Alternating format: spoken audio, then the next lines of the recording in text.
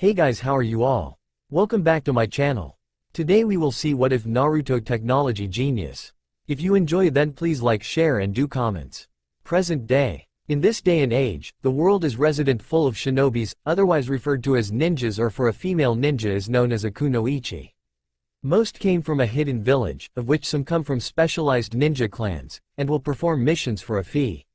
These missions can include doing manual labor, acting as escorts, gathering secret information, retrieving stolen items, carrying out assassinations, etc. The clearest characteristic of a shinobi is its ability to manipulate chakra to create and use many various techniques. Chakra is essential to even the most basic technique for a shinobi. Through various methods, the most common of which is hand seals, the chakra can be controlled and manipulated to create an effect that would not be possible otherwise, such as walking on water, exhaling fire, or even creating illusions. Chakra is ordinarily not visible to the unaided eye unless it is highly concentrated or manifested in large amounts. Chakra is created when two other forms of energy, physical energy, can be increased through training, stimulants, and exercise, and spiritual energy, can be increased through studying, meditation, and experience, are molded together. Each person's chakra is different and as such gives off a unique chakra signature, but this will be rehandled at another time. Our story takes place in one of the shinobi's hidden village, Konohagakure, Hidden Leaf Village, also in short Konoha. Konoha resided deep within a forest, generally seen as the most powerful of the ninja villages. Naruto Uzumaki is a 6-year-old child and a resident of Konoha. He has spiky blonde hair and azure blue eyes. A normal child at the first glance, however, Naruto's most prominent physical characteristics are the 3 odd whisker markings on his cheeks. Naruto was born on October 10th, but both of his parents are unknown and nowhere to be found, making him an orphan. It's almost dark, I need to go home as soon as possible. Naruto screamed in pain as he walked through the street as something rough has hit his head. Naruto looked down at the object that hit him, identifying a big stone. "Get out of here, you demon!" someone shouted at him. Naruto looked in the direction of the voice. It was clearly the one who had thrown the stone at him, giving away his stature. "I don't understand the third. Why does he want to keep this thing alive?"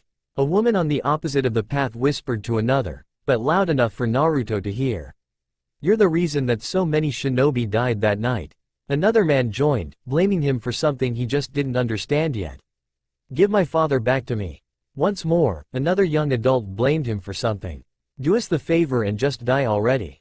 An old man laughed. This man was clearly not caring of the situation at all as he watched from the sideline and joined the others to insult Naruto for his own amusement. Threats, insults or swearings for an unknown reason. The adult villagers mistreated him really bad. Anything the 6-year-old Naruto heard was hurting him mentally. He just didn't understand, in his 6 years of life, he didn't do anything wrong to them. For what reason would they even go so far for calling him a demon? Why are they doing this to me? Naruto closed his eyes in the verge of crying. Those foolish humans. A voice snapped Naruto's eyes open, as he was looking for the source of the angry voice he just heard. "What are you looking at, you fiend?" The villagers glared at him. Knowing that this would turn really ugly, Naruto ran as fast as he could, away from these angry adults. "Yes, run. Run as far as you can, you fox," they shouted after him. Unknowingly to Naruto, something inside him was surprised. Did this child heard my voice? Could it be? Almost home, Naruto said to himself, trying to keep his heavily gasping down as he began to slow down as he almost reached his home in an isolated place far away from the main street. However, he stopped himself as someone blocked the way of his usual path on his way home, again. Naruto fearfully looked at a big man, glaring at him. Well, Hick, you're the D-demon that took everything away from me, Hick asterisk. The man, obviously drunk, gritted and pointed his finger at Naruto as he slowly took a kunai out of his pocket. Is he going to kill me? Naruto cried. Fear took over him completely. The man began to launch his attack as he runs with the kunai, clearly aiming to kill Naruto. Finally why your time to die. I will finish what the fourth head S started, Hick asterisk. Naruto couldn't move his body, he was frozen. I don't want to die, he managed to scream. This is enough. A sorrow voice echoed in Naruto's mind. making him open his eyes again as he witnessed that his body suddenly covered in a red chakra cloak. It's formed something like a tail protecting him from the attack, slapping the man away from him. What? The man was taken aback of this sudden transformation and screamed in fear. We were right. You are a demon. Am I really a demon? Naruto stuttered, looking at the red cloak surrounded him. Is this what the villagers meant? Were they right after all? No, you have nothing to do with this child, but I couldn't silently witness this anymore. A voice in his mind wanted to assure Naruto that he was not a demon, hurting a child. Did the humans of today really fell this far? You protected me. Naruto realized something as the voice calmed him down. Did this mysterious power saved his life? I need to report this to the Hokage. He must now see that he was mistaken to keep you alive. The drunken man tried to flee, but the red chakra tail extended itself, holding him off from running away and dragged him back to Naruto. No, you won't. Pay your sin with your death. The angry voice shouted as the tail was about to aim the man's heart. No, stop, Naruto shouted loudly. The red-cloaked tail reacted to him and managed to stop itself before it pierces the man's heart, only to make the drunken man pass out from the fear of his life and liquid leak out of his pants. At this point, the red cloak slowly disappeared. Why did you stop me? The mysterious voice wondered. I don't want you to kill him. Death is something terrible. I heard this at school. If you were dead, you could never again see the warm sun or the people you love. Naruto cried. Even though he makes you suffer this much? The voice spoke in a surprised tone. I don't care. I'm used to this, so this is nothing. I promise myself that I will never give up. Someday they will acknowledge me. But this won't work if they're dead, Naruto continued as tears still flowing out from his eyes. Yes, I know, I was with you from the beginning. I know your oath. The voice drifted, but eventually broke into a burst of gentle laughter. You are really strong, Naruto. Am I? Naruto sniffed, finally calming down a bit. Yes. As you wish, I will not kill him, but unfortunately this human won't overlook this. This may put you in an even worse position now, the voice said in a concerned tone to Naruto. Naruto. Suddenly another voice cut in, as Naruto looked up to the source. It was the third Hokage, and a strange masked man was right beside him. His mask looks like an animal-styled porcelain resembled a dog's face. A Hokage is a title bestowed on the village's leader. The Hokage is generally regarded as the strongest shinobi in the village. Hiruzen Sarutobi holds the title of the third Hokage of Konoha. Grandpa Sarutobi? Naruto wondered why the Hokage was here. Normally, the third was so busy that he almost never saw him outside of his office, but in the few times he met him, Naruto could tell that he was a very kind man and one of the few people that treated him as a normal child. It seems like the red cloak has disappeared, and this man is still alive. The masked man turned to the Hokage after he inspected the unconscious body. Can you tell me what had happened here, Naruto? The Hokage asked in a serious and also concerned tone in his voice. Naruto was about to talk, but the voice inside him cut him off with a suggestion. Don't tell him about me. This could make things complicated. I don't know. Naruto decided to trust this mysterium, though he felt bad lying to a person that was actually nice to him. The Kyuubi probably acted itself, as its life was in danger. The masked man concluded to the Hokage. The word Kyuubi made the voice groan inside Naruto. The Hokage nodded and smiled at the boy. I'm glad that you are all right, Naruto, making Naruto feel warm, but he quickly realized something. Grandpa Sarutobi, we need to put the man in the hospital. He is injured. The masked man and the Hokage glanced at each other, and turned to the young boy with a smile. At least the Hokage did. Don't worry, we will take care of him. You should go home, it's already late. Naruto nodded and politely thanked the two, as he left the two with the unconscious man behind. As Naruto was nowhere to see, the Hokage chuckled. This boy is really something, worried about a man who had attacked him, even with the aim to kill him. The masked man nodded in return. I was about to save him, but as suddenly an enormous chakra emerged from the boy, I quickly decided to call for you, Third Sama. Yes, I was fearing the worst, but it turned out that everything was over as we arrived. It is worrisome, but seeing it didn't kill the man, we should just observe the situation, don't talk this to anyone. Naruto deserves to continue to live normally, though this situation won't make it easy for him. I agree with you, and what should we do with this man? Third Sama. The masked man point to the still unconscious body. It is really sad that people like him can't tell the difference between a mere child and that of a demon.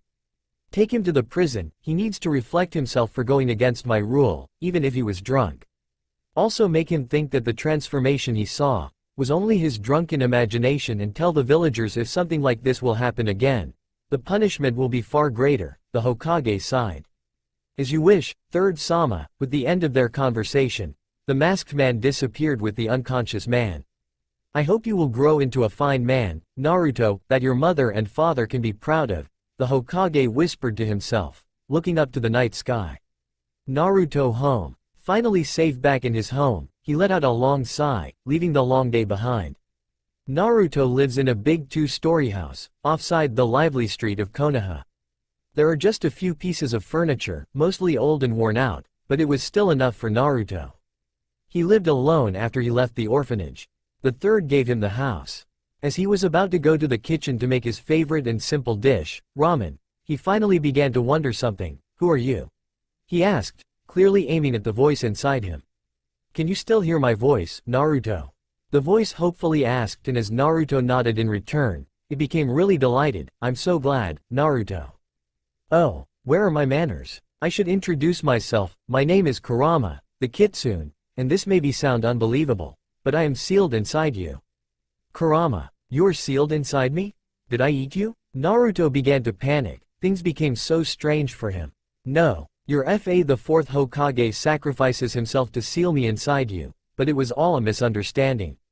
No, it was not, it was clearly my fault, for being so weak. Kurama became angry at itself, but quickly softened its tone as it didn't want to scare Naruto. Unfortunately it is me being inside you, that the villagers throwing there hated you.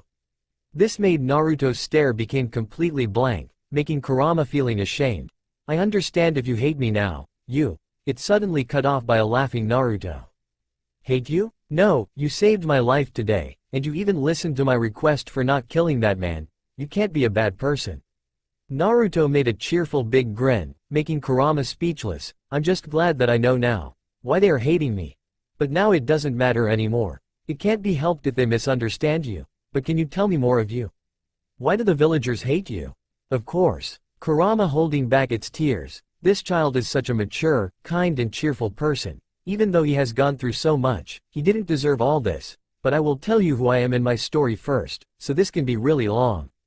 Kurama told him about itself, a former ruler of the land, the war between the 9 rulers, the meeting of a certain man, the peace.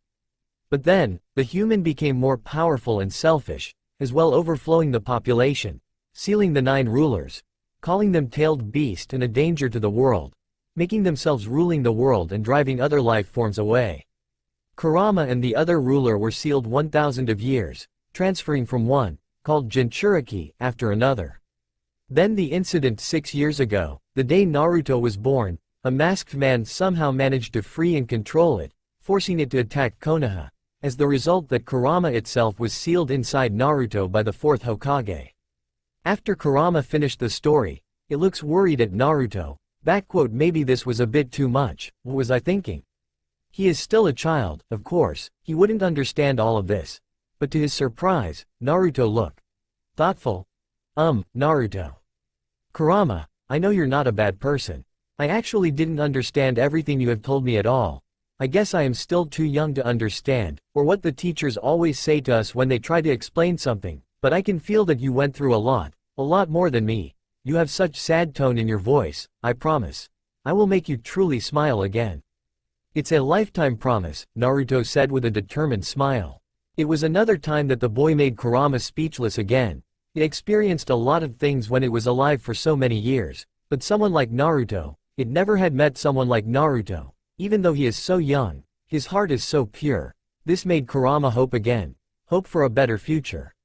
Say Kurama, how can I free you? It sounds so lonely that you sit inside a person for so long, Naruto asked, truly wanting to free Kurama. Kurama was shocked, but then again, this boy made it surprised by so many times. I do not know, but you don't have to worry about this. I'm just glad you can hear my voice now. That we can talk to each other. This is enough for me. I'm not lonely anymore, and that all thanks to you, Naruto. Kurama spoke with a grateful tone in its voice. It quickly thought about something it could repay him. I know. In return, I will teach you. Teach me? Naruto widened his eyes. Someone teaching him? No one has taught him something. Even though he is allowed to go to the academy, the teachers never paid him any attention. Yes.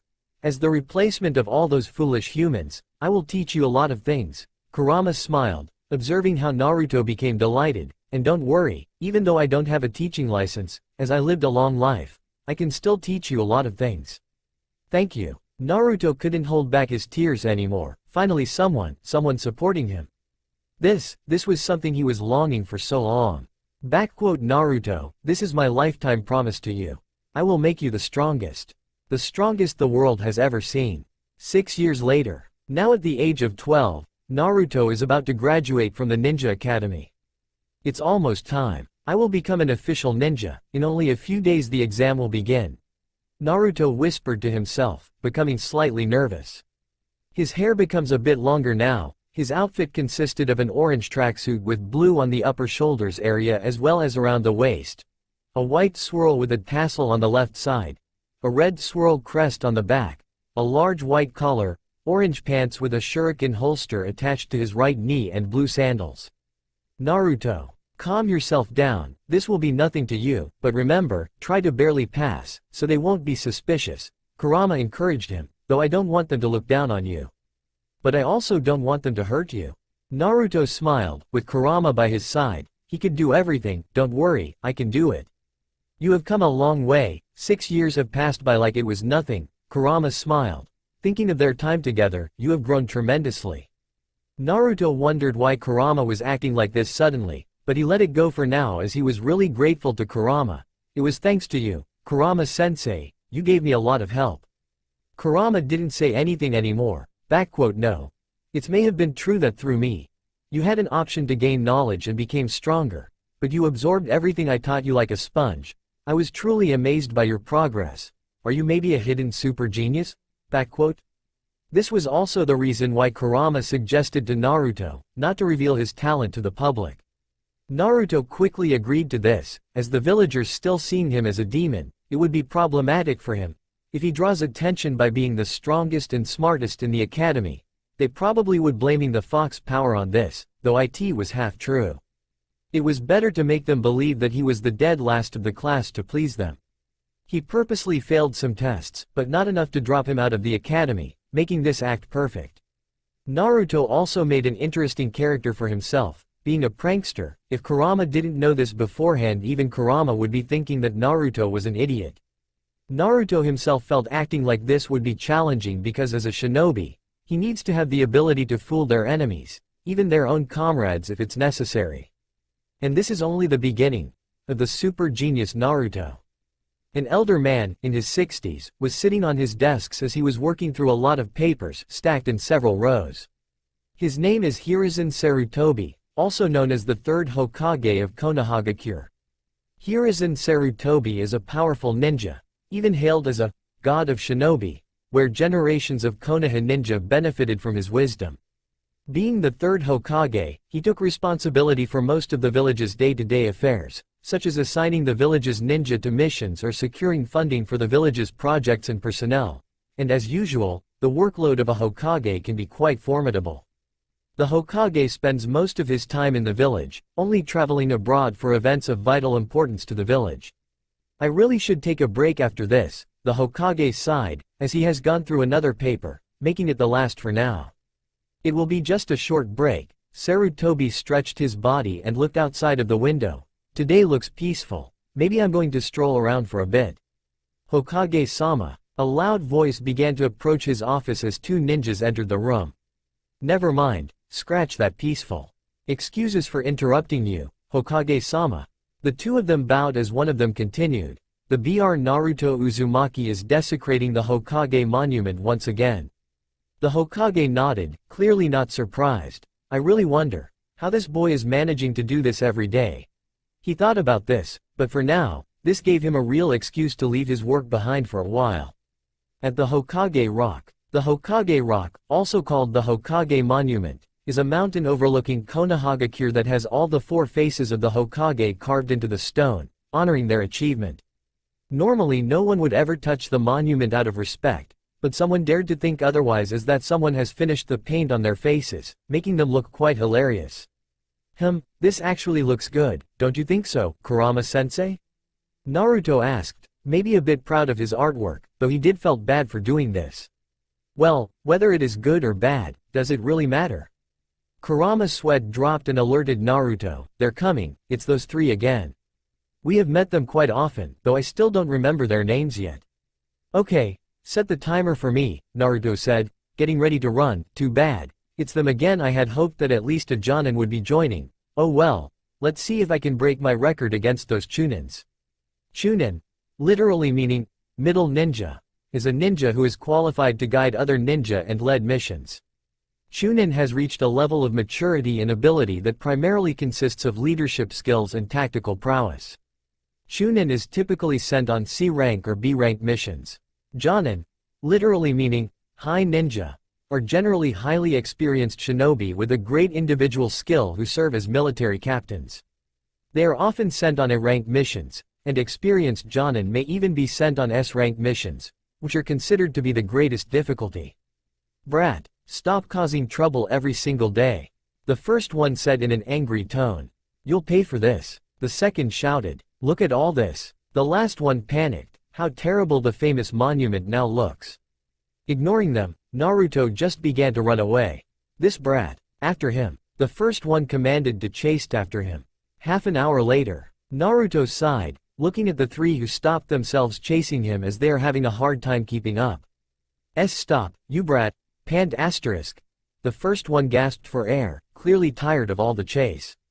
Pant, how can he be so fast? Panned asterisk. The second one wasn't in a better position.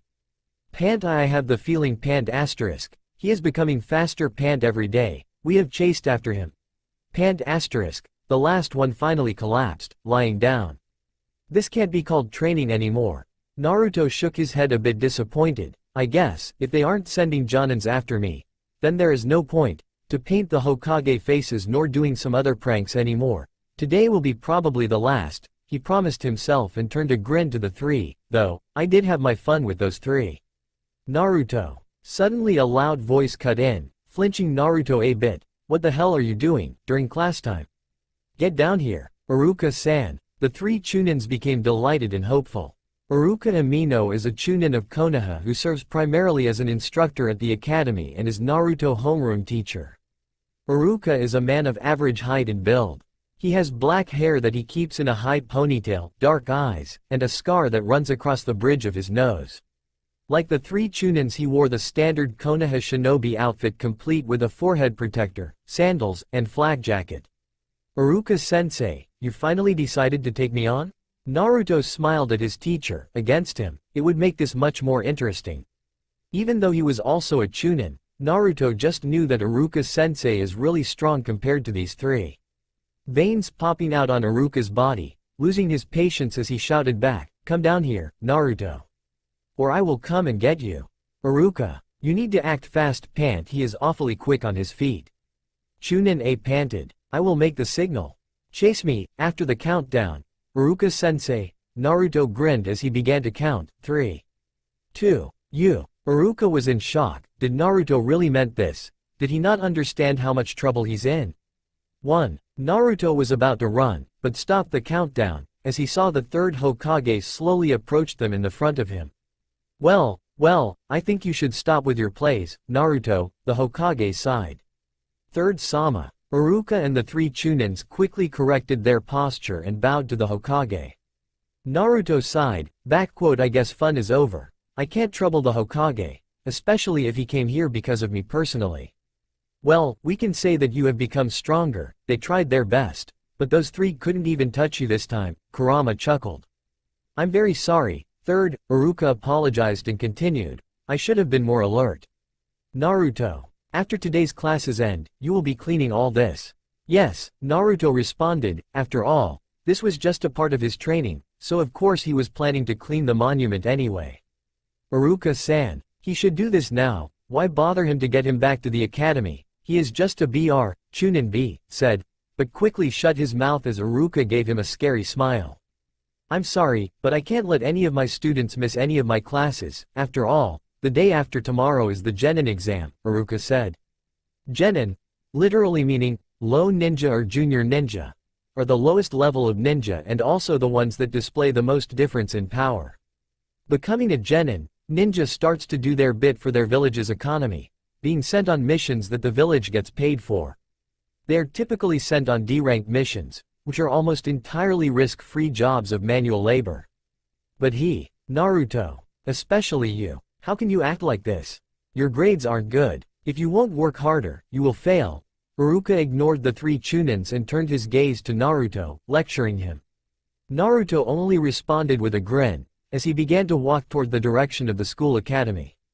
Naruto, are you even listening to me? Iruka shouted in frustration and bid a quick goodbye to the Hokage. Excuse us, third Sama. Naruto, at least wait for me. Hokage-sama, we're against him becoming a Genin. Look at how much trouble he gave us every day. Why is he still allowed to take the exam? Chunin protested. The Hokage sighed. Well, first, everyone should have the chance to become a ninja. Second, all his activities are an only harmless prank. He also always took responsibilities after this. And last, I'm really looking forward to his future, he ended with a smile. But, the three ninjas weren't convinced. After all, this child is the... Hiruzen glared at them, making them stop thinking any further. I can understand how you feel, he said as he softens his glare, but didn't this child also help you guys a lot? Help us. The three Chunin wondered what the Hokage meant. After years of constantly chasing after him, didn't you become much stronger? You all have become much faster, since the time you have turned into Chunins, though you still have to work on your stamina, the Hokage chuckled. The three glanced at each other. The Hokage was actually right. If they look at this point of view, since they took care of Naruto, they did become stronger themselves. Suddenly the third Chunin of the group began to chuckle. Actually, it was always quite entertaining with him. It was never boring with him around, though it did worry me a lot of the image of the village. However, all of his pranks were always so creative. The second Chunin came into a realization. Maybe we were clouded of our own judgment without giving him any chances to defend himself. The three became silent, as they thought about it. Let Reed think about this another time. I'm still tired right now. The first Chunin suggested, but suddenly wondered about something. Did we really become stronger? I'm having this feeling, as each day were passing. Each time it became even more impossible to catch him, though.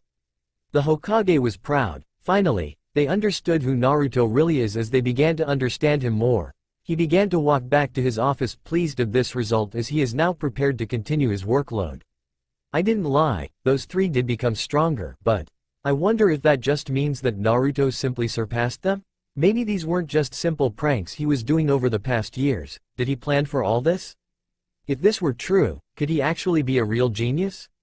Hiruzen began to wonder, but his face changed to a smile, looking up into a certain direction. I guess. Time will tell. I'm really looking forward to your son's future. School Academy. Naruto, I really want you to understand that there is no time for causing trouble. You guys only have 2 more days before the ninja school's graduation exam, for the Genin trial starts, and your grades are the worst of the class. It's a wonder that you haven't been a dropout yet. Iruka scolded at Naruto, as they are back in the classroom. If you won't take this seriously, you'll never wear this forehead protector. He pointed at something he wore on his forehead.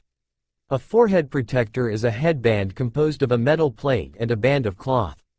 Forehead protectors are worn by most shinobi and are engraved with the symbol of their hidden village.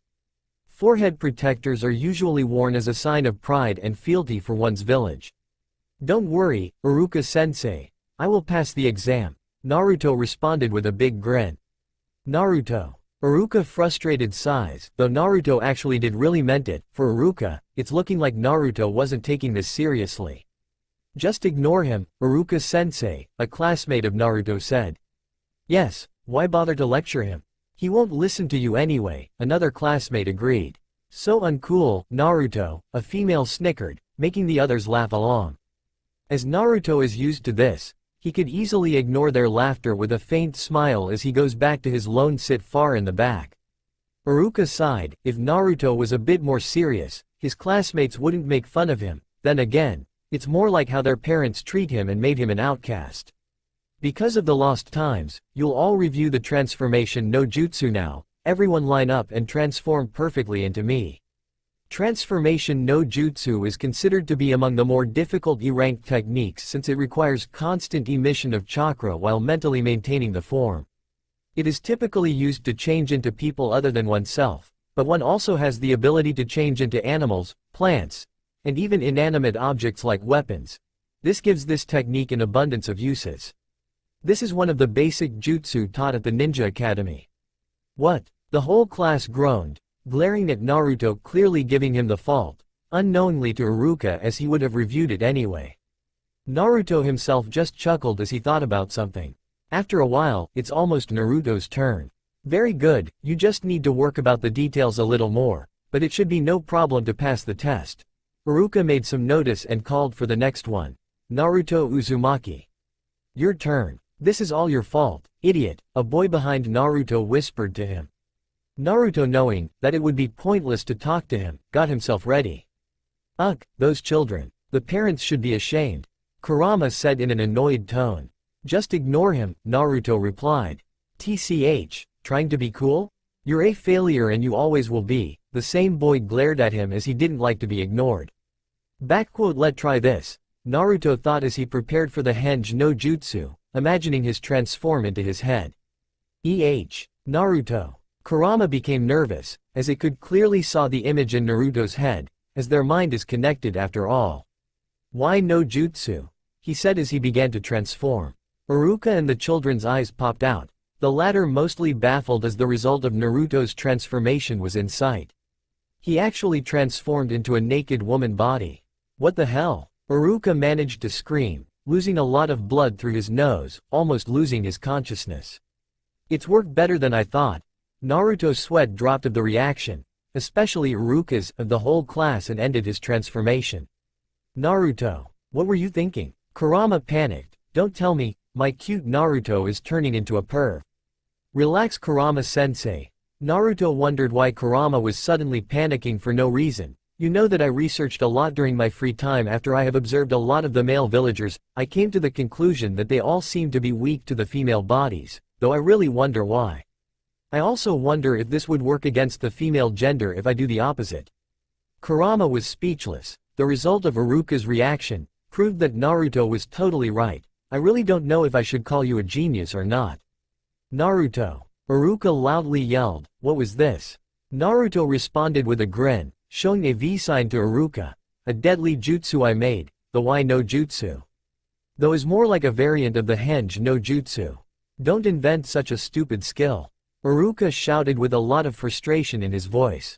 A stupid move for a stupid dead last, fitting. The boy who came next after Naruto smirked, though blood is running from his nose. Naruto is such a pervert, a female said to her friends. He is such a weirdo, her friend responded. He'll fail the exam, I can see the future, another boy snickered, making the majority of the class laugh. Silence. Naruto, you'll wait until we finish, you heard me? We will now move to the next. Iruka ordered. After school at the Hokage monument. I won't let you go home until you clean all of it, Iruka said, crossing his arms as he watching over Naruto. Yes, but this shouldn't take long, Naruto replied with a smile. Iruka sighed and asked Naruto a question. Why are you doing so much trouble for the village? Naruto thought about it. Of course, it was all for his training. It's helping him to become faster and even raise his stamina, however, maybe. I also just wanted to have some interaction with the villagers, even if they only showing grief to me. He whispered loud enough for Iruka to hear. Iruka realizing what he meant, Naruto, you. Hey look, it's the dem kid cleaning the Hokage monument. Two women passed by, talking to each other, loud enough to be heard. It's his punishment, serves him right, the other said with a smile. Iruka glared at the two, making them shut up and fasten their paces. He softens his glare as he turned back to his student, hey Naruto. Yes, Iruka-sensei? Naruto glanced up to his teacher after he was called. Well, if you've finished cleaning the monument, I'll buy some ramen for you afterward, you like that right? Iruka nervously said it's the first time he invited someone. Really? Well, we can go now, Naruto grinned. Wait, I said after you finwa? When? How? Iruka gasped as he saw that the monument was indeed all clean. It was just color, it's not like I used waterproof ink. Naruto laughed at Iruka's expression. Shall we go? Iruka-sensei? I really know the best ramen stand. Iruka stunned only nodded him. Ramen Ichiraku. Another bowl, Ayame ne. Naruto ordered as he finished his current bowl. Naruto-kun. You should slow down, my father isn't the youngest anymore. Ayame joked, delighted of her favorite customer. What are you saying, Ayame? I'm still as fit as a fiddle. Don't you underestimated your old man. Tucci, the owner of the small restaurant, laughed. Naruto, you can eat as much as you want. You still in your growth period. Tucci is a very kind and jovial man.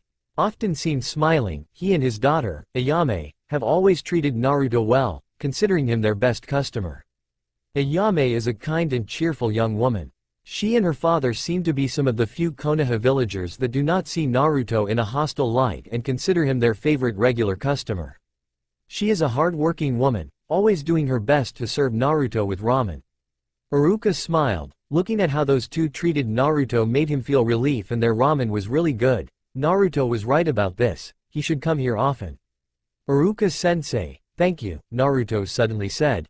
Huh? Iruka thought he heard wrong. Did Naruto just thanked him? Naruto chuckled. Thank you for treating me, besides Uncle Tucci and Ayame ne. Nobody has done this to me. I'm really grateful to you, Iruka-sensei. Iruka was speechless. It was a side Iruka never saw in Naruto. He is so polite and mature, he just wishes that Naruto would be a bit more serious with his studies. So good. Tucci-san, you ramen are the best. Naruto grinned, making the father-daughter combo smile. Say Naruto, why did you paint the Hokage monument? Don't you know the history of the Hokages? Iruka asked, wanting to know the reason why he targeted the monument often. Of course, I know. They are the strongest ninja of the villages, I really respect them, Naruto said. Then why? Iruka wondered. No reason? It was always just something spontaneous, Naruto never really thought about it. Iruka was baffled, but eventually turned into a quick laugh. You know, you're really something, Naruto. Tucci and Ayame laughed along, they understand what Iruka meant, though Naruto only looks confused at them. Well, it's already late, you should go home and sleep. Remember, you have only one more day. I hope you will go study, you really need that, Iruka said, hoping that Naruto will listen to his advice. Alright, Naruto replied, eating his last bowl. He is a good guy, Kurama smiled inside Naruto. The next day, one day before the exam, Naruto thought, entering his class, what should I do today? After all, I promised myself that yesterday would be the last, troubling the village for a while.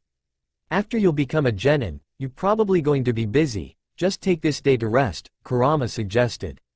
Yeah, I think so, too, Naruto nodded, as he watched someone unfamiliar enter the classroom. Attention please. The person with white shoulder-length hair with a slight hint of blue to it and green eyes said. He wore the standard attire of the Konoha nin, though he wore his forehead protector like a bandana.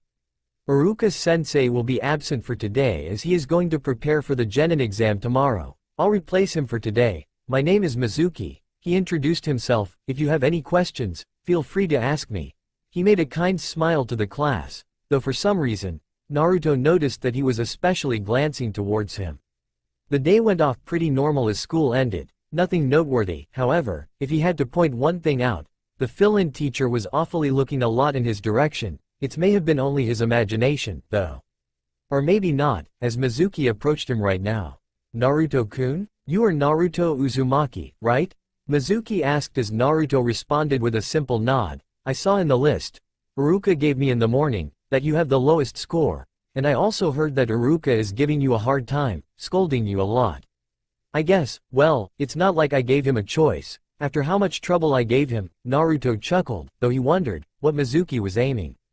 Mizuki smiled and continued, he probably sees himself in you. He wants you to become strong, try to understand Iruka's feeling. You should know that he has, as you, no parent in his childhood.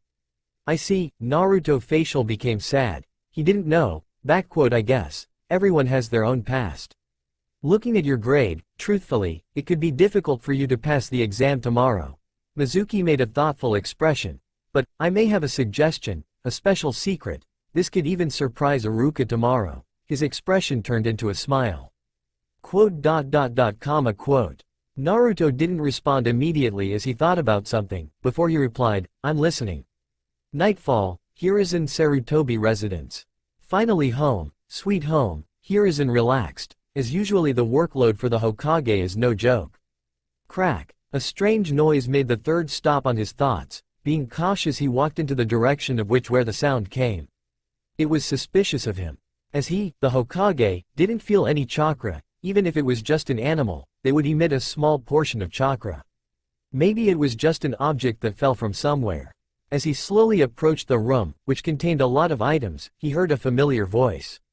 UHG, of all things I could step, it was a loose wood? I hope the Hokage didn't hear me, the voice scolded to himself.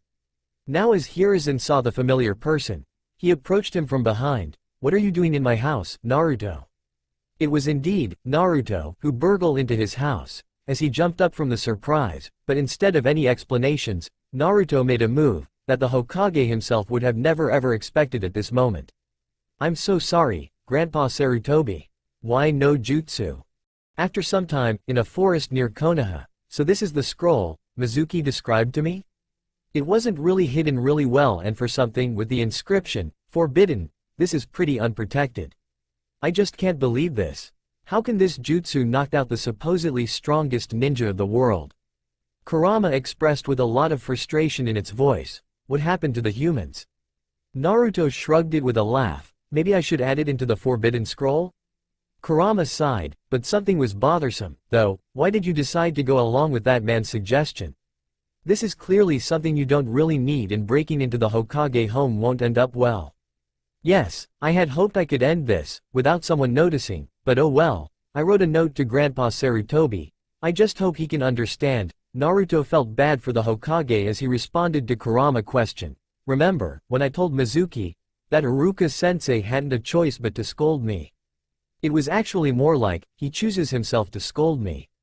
He could have just simply ignored me, like all the other teachers from the academy, but Iruka-sensei scolded me to lecture me. He truly wanted to help me. Naruto smiled as his memories of Iruka flashed into his mind, but his facial turned into a serious change. However, Mizuki, on the other hand, he had no intention to help me, and sending me to steal this forbidden scroll proves this. Even more, he probably thought that I was so desperate to pass the exam and I would easily agree to this. So you decided to see what that man really wanted? Kurama began to understand. Yes, though, as an addition, maybe something inside this scroll can be useful for the future. Naruto slyly smiled. I do feel bad, but I can't let this chance slip away. Let's see the first jutsu.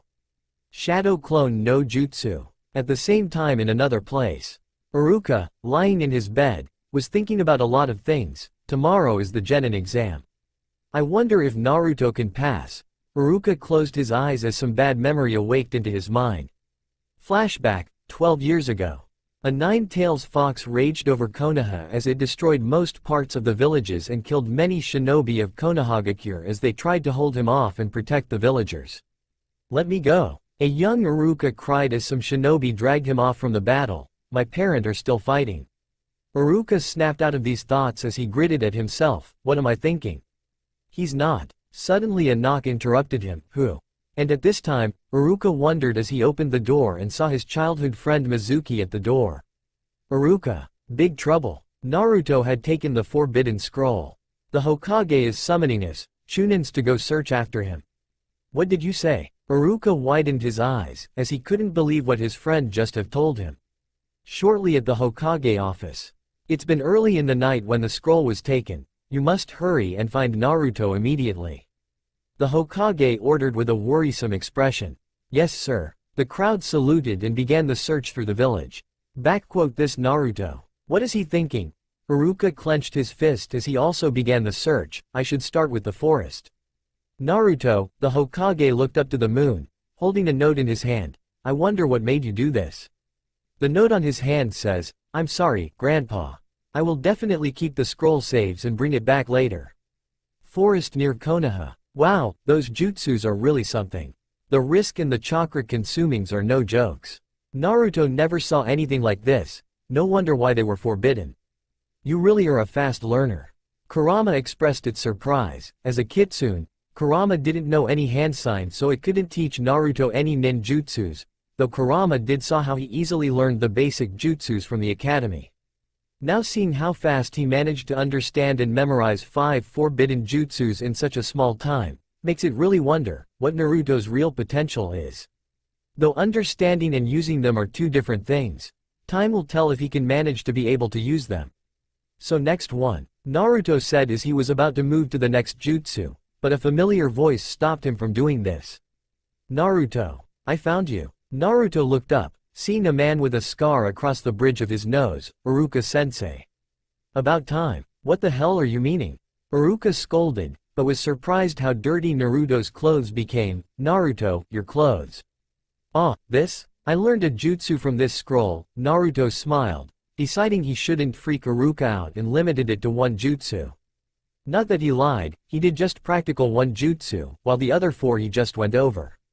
You learned a jutsu? Iruka wondered, did he train here to the point to damage his own body and clothes? His angry mode faded away as he can tell how Naruto didn't seem to plan anything bad with the scroll, though something was bothering him. Naruto, why did you steal the scroll? Do you know what this is?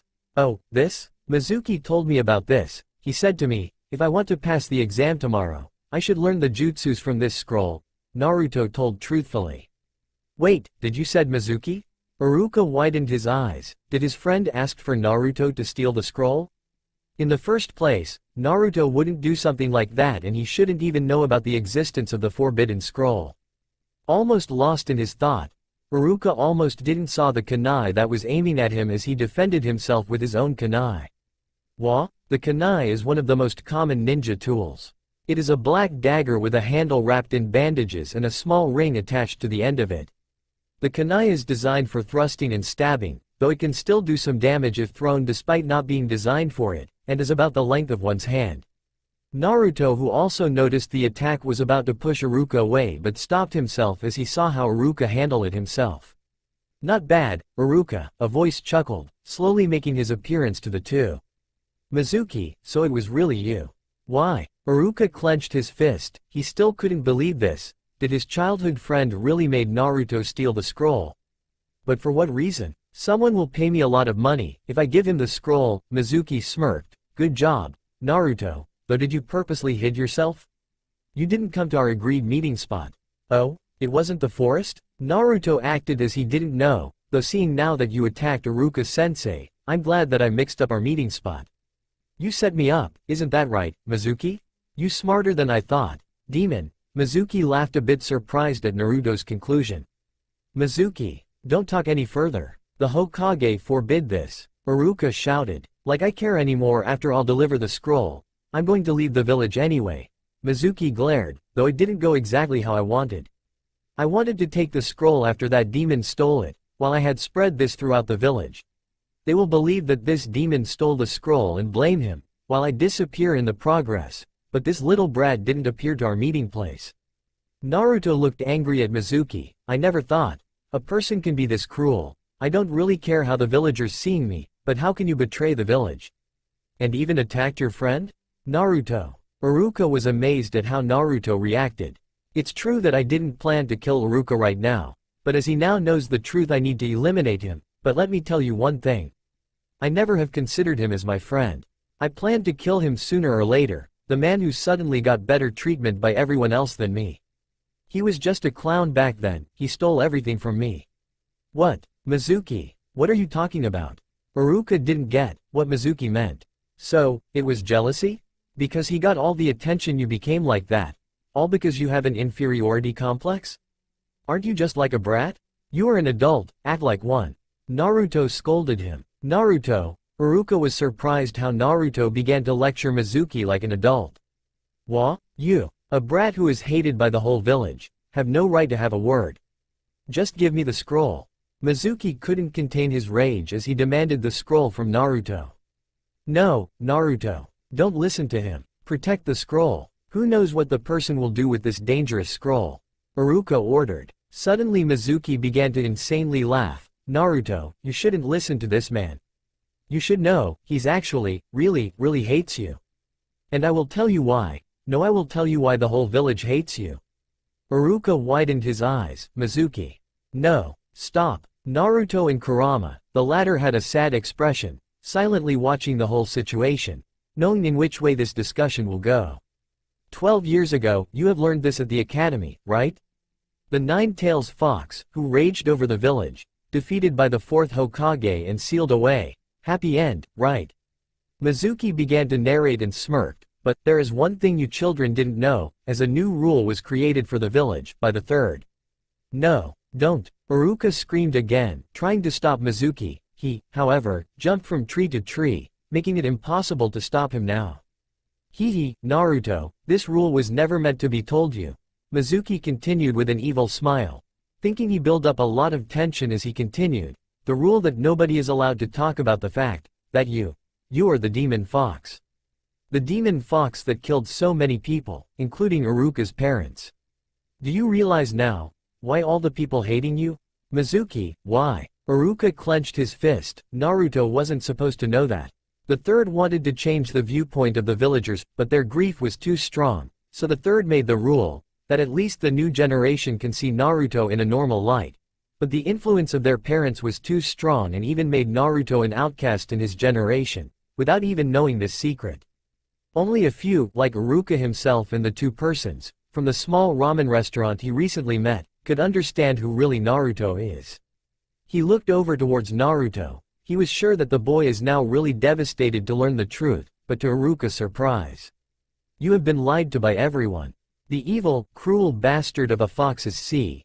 Mizuki was about to finish his satisfied speak, as suddenly something hard directly connected with his face, clashing him against the tree behind him and making him scream in pain, holding his face, while his body twitched. Arg, my face. My face. To both Mizuki's and Iruka's surprise, it was Naruto, moving so fast as their eyes couldn't catch him. Clenching his fist, Naruto couldn't contain himself anymore. I actually thank you for telling me all this, Mizuki-san, but like I said, I don't care what the whole village think about me right now. Even if I am really the demon himself, I made a promise to myself.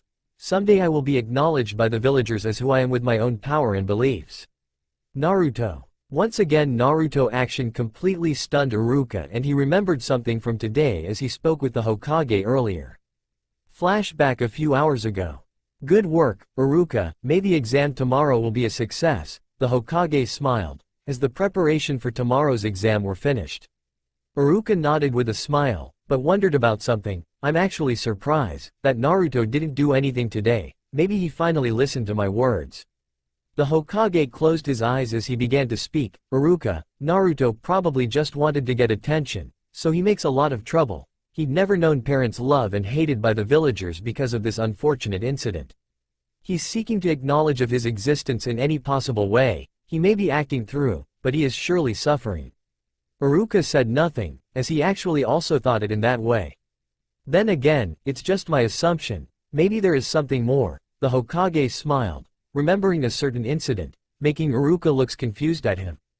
Flashback end. Backquote maybe he was just doing all the pranks, to show the villagers that he isn't someone dangerous, that they could approach him normally, Iruka thought. But, I'll never forgive someone, who talked trash to the people close to me. Naruto finished with a glare. Kurama inside Naruto was so thankful to Naruto. What are you talking about, brat? Mizuki glared back, slowly getting used of the pain from the punch and drew a big shuriken from his back. Shuriken, like the kunai, are one of the more basic weapons seen in ninja world. They are sharpened, four-pronged metal stars, useful for throwing. They have an open circle in the center, useful for grabbing with a finger, to avoid cutting oneself, or to put thread through. The circle is also beneficial to the weapon's overall aerodynamics, ensuring more accurate trajectories. Mizuki this guy. Iruka realized what he was planning and run towards to Naruto. I really wanted the village mob to handle you, but you are really making me angry, I will kill you now. Mizuki shouted, throwing his shuriken towards Naruto. Hey, as if this would hit Wa? Naruto was surprised, as suddenly something behind him pulled him away. It was Iruka. He pulled him into an embrace to shield him and took the attack of the shuriken for him. Iruka-sensei? Naruto was shocked. Truthfully he could easily avoid the attack, but he didn't notice that Iruka was running toward him. He didn't pay attention to his surrounding, especially that he was still angry towards Mizuki. I'm actually very similar to you, Naruto, Iruka started, coughing a lot of blood. I have lost my parents and nobody compliments me or acknowledge me. I was so sad that I always acted like an idiot to get people's attention, since I wasn't able to do well in things like school and I would get the attention in that way. I thought, they laughed at me, but this is better than nothing, so I kept acting like an idiot, but it was really painful, Iruka cried. Regretting a lot of things, including the terrible things, happened to Naruto. I'm so sorry, Naruto. I should have done a better job, then you wouldn't have had feel like this. Naruto closed his eyes, fully understanding how Iruka felt right now. Iruka-sensei, I'm not resenting you. I didn't lie to you yesterday, I'm really grateful to you. You may have looked after me because you saw yourself in me, but all your action toward me was genuine, so please don't blame yourself. You have done nothing wrong. Just don't die on me now and continue to look after me as to how I'll turn the ninja world with a blast. Naruto finished with a cheerful grin. Iruka, who couldn't contain his tears anymore, realized something. This boy wasn't something like him. He is much more stronger. Thank you, Naruto. Mizuki, who stand aside, watching the whole scene, managed to snorted, Iruka, how can you be swayed by his words? Isn't he the demon who took your parents' lives? There is no way that the demon fox wouldn't try to use the power of the scroll to take revenge to the village. Shut up, Iruka managed to respond, you're mistaken. The demon fox 12 years ago would do that. But Naruto is different. I've acknowledged him, as one. No, the best student I ever have. He may have troubled the village a lot, but now I know he had his reasons. He isn't the demon fox. He is a member of Konoha. He is Naruto Uzumaki. Naruto silently smiled. Kurama, please forgive him, calling you a demon. After all, he doesn't know you yet. Kurama responded with a sad smile. Already forgiven. How can I resent someone who would offer his life to protect you? Though, I wonder if he can ever forgive me for the thing that's happened to his parents. He will understand. I believe it because it's just his personality, Naruto assured Kurama and finally turned to Mizuki. It's time to pay for your sins. Mizuki began to laugh amused. You are really an idiot if you think you can beat me. The hit I took from you early was because I didn't have my guard on. Naruto, no. Iruka coughed, don't try to fight him, he's still a strong ninja. Just run away. Iruka, I have told you that I have learned a new jutsu, right? I thought I could surprise this to you for tomorrow's exam, but now it's time to show it to you. Naruto began to smile. Meanwhile, back by the Hokage. He is truly something, the Hokage smiled, looking through a crystal ball, the telescope no jutsu, a technique that uses the crystal ball to track a particular individual anywhere they are. There are a few restrictions about the person that is subjected to pursuit. The user must know that person's chakra pattern. If someone can be targeted for pursuit, they may be very far away, the crystal ball will be able to confirm their position. As this technique is infallible for intelligence purposes, the third Hokage used it to maintain public order in the village. Thanks to this technique, the Hokage now knows what has happened. Hokage-sama, someone called, we just can't find Naruto Uzumaki. Maybe we should call our John. Hiruzen quickly cut him off. Oh yes, please tell everyone everything is settled. And tell the others that Naruto Uzumaki was innocent and prepared to prison Mizuki, the true culprit. What? Mizuki? The ninja was surprised. Yes, now quickly go. Hiruzen ordered, to which the ninja replied with a nod. 3 ninjas who were hiding somewhere near sighed loudly in relief. I knew it. It was strange. Naruto wouldn't do something this extreme. Liar, wasn't you the one who said, I knew it all along, he is evil? It was me, who had suspected that something was wrong. What did you say? It was me, who needed to convince you that something was wrong. Hey, calm down, guys, either way, I am just glad that everything is over now. Back to the forest. For the betrayal of the village, and the pain you have given to Iruka-sensei, I, Naruto Uzumaki, now will perform your punishment. I'll return this pain 1,000 times back to you. Mizuki couldn't help but laugh down to Naruto. What a joke, what can a brat like you do to me? Naruto began to do some hand signs and shouted out an unfamiliar jutsu, Shadow Clone no Jutsu. Naruto. Iruka widened his eyes, he lost to count how many times Naruto surprised him. What's going on? Mizuki looked around him, feeling weak from his feet. There was 50, 100, no, it may be even 1,000 of Narutos standing around him. I know. This is just an illusion. Only a clone no jutsu. As if this trick will work against me. He wanted to believe. Clone no jutsu, an E-rank technique, is a ninjutsu that creates an intangible copy of one's own body, without any substance. Since the clone itself doesn't have the ability to attack, and thus can only be used to confuse the enemy, it is mainly used in combination with other ninjutsu. It's a basic technique learned in the academy. A person with normal eyes can also distinguish the clones from the original since the clones do not have shadows and will not disrupt the area around themselves with their movement, i.e. won't kick up dust, crush grass, etc.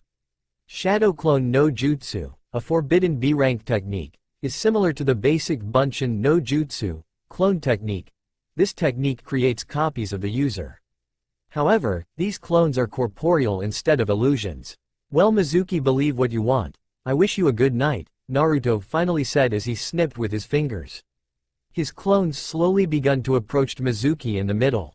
No, it can't be. They're just illusions. No, no, no. Mizuki screamed. Iruka baffled, but eventually smiled. He really did divide into 1,000. Plus, each of them wasn't an illusion, they were truly solid. With the high-class technique which the second Hokage developed, he may surpass all previous Hokage when he grows up. Hey, Naruto. Yes, Iruka-sensei? You should rest, though. Come over here, there is something I want to give you for now. Close your eyes for a bit. Naruto willingly to listen to his teacher and close his eyes. After a while he felt something on his forehead, not sure what that was. Now, open your eyes, Iruka replied with a grin. Congratulations. Your forehead. Naruto noticed that the forehead protector from Iruka is missing and it didn't take long for Naruto to see the connection. Why? The exam is tomorrow. He was really surprised. A lot of his classmates asked to borrow his forehead protectors, to get the feeling to become a shinobi. But Iruka never gave them as he believes that is something that is earned after they'll graduate. Yeah, but you deserved that. Remember this feeling, when you get your own forehead protector. The symbol to be a proud member of Konohagakure. Iruka-sensei. But, just to make sure, if you pass the exam tomorrow, I'll promise to take you off into the ramen Ichiraku. Naruto smiled. Iruka is really a good person, yes. Iruka-sensei. Acting just like a father, Kurama chuckled, of this cute situation. His step to becoming a true ninja draw closer. Of the super genius Naruto. Konohamaru Sarutobi. 1 week, after the Genin exam ended, the students were called inside a room, where they were told if they have passed or not.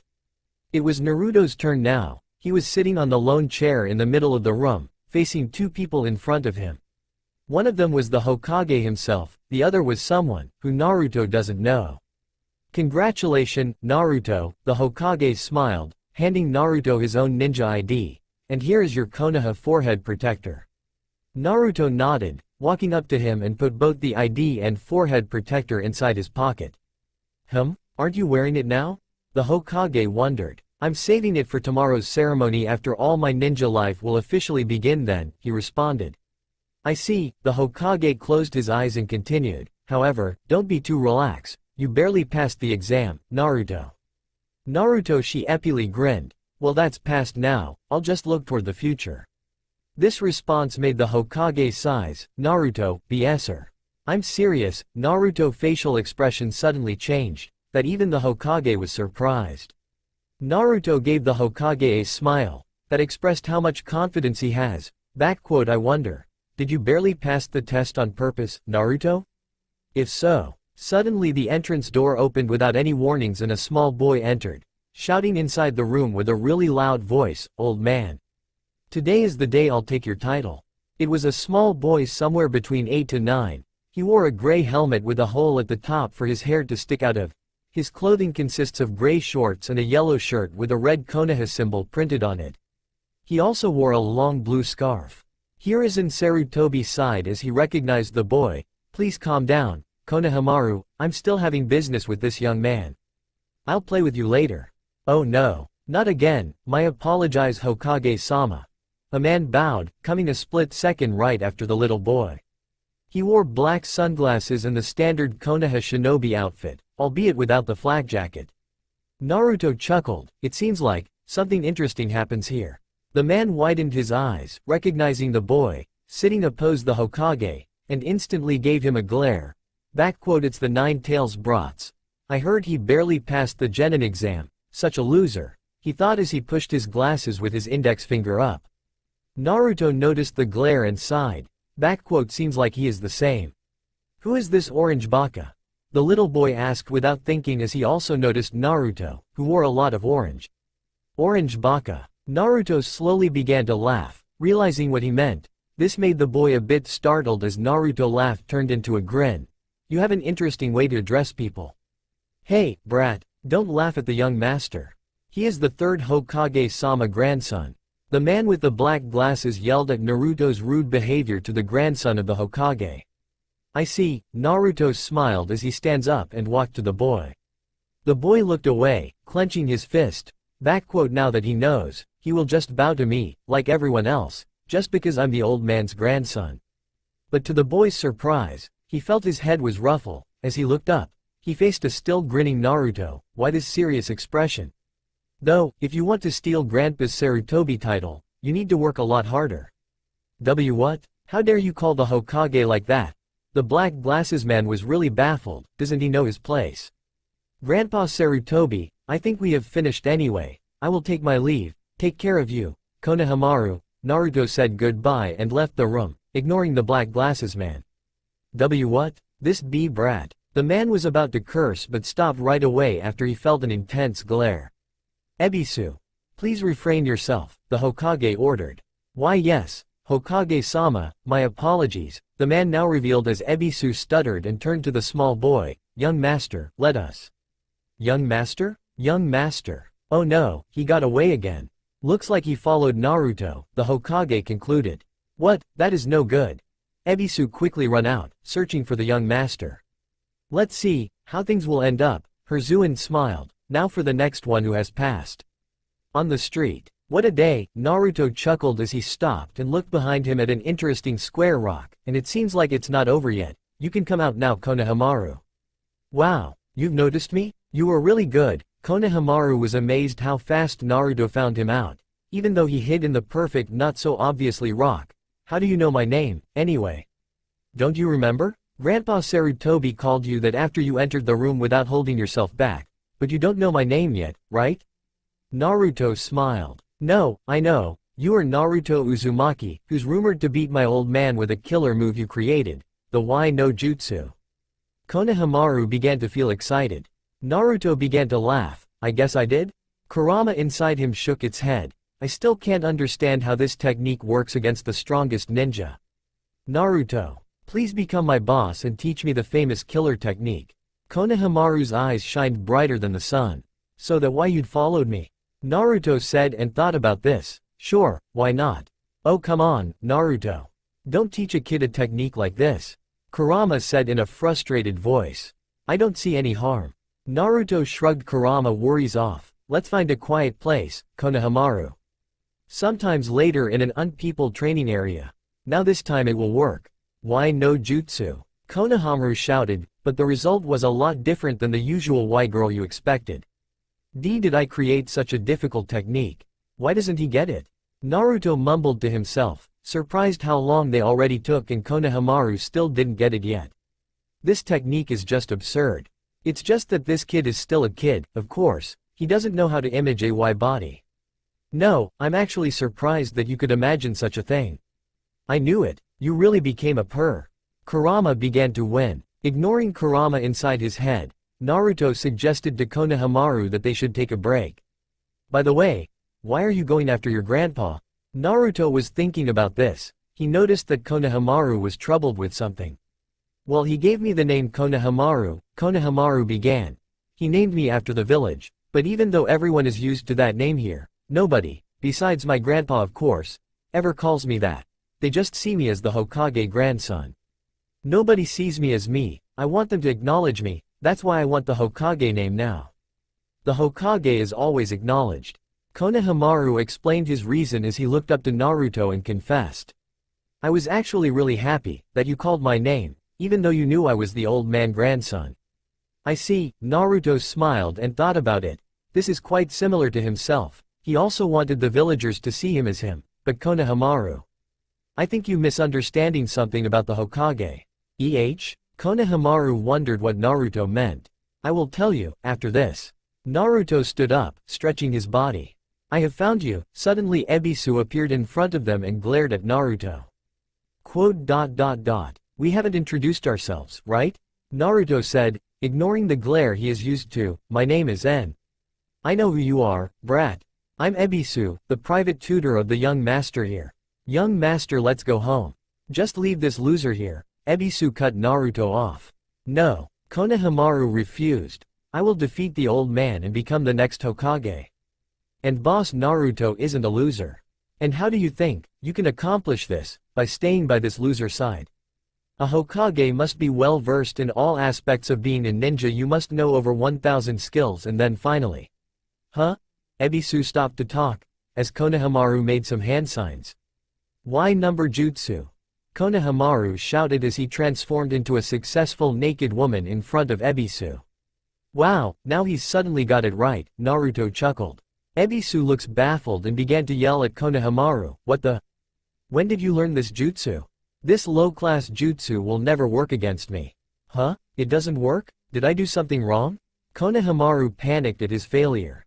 Young master, if you hung out with someone like him, you'll turn stupid. Ebisu shouted, just come with me. When you do what I say, I am your easiest shortcut to becoming a Hokage. Now let's go home, as he tried to drag Konohamaru, but he refused and clung to something. Naruto made an evil grin. Let me take over now, Shadow Clone no Jutsu. Naruto, you. Kurama's voice stuttered. Konohamaru and even Ebisu were impressed when hundreds of Narutos stand before them.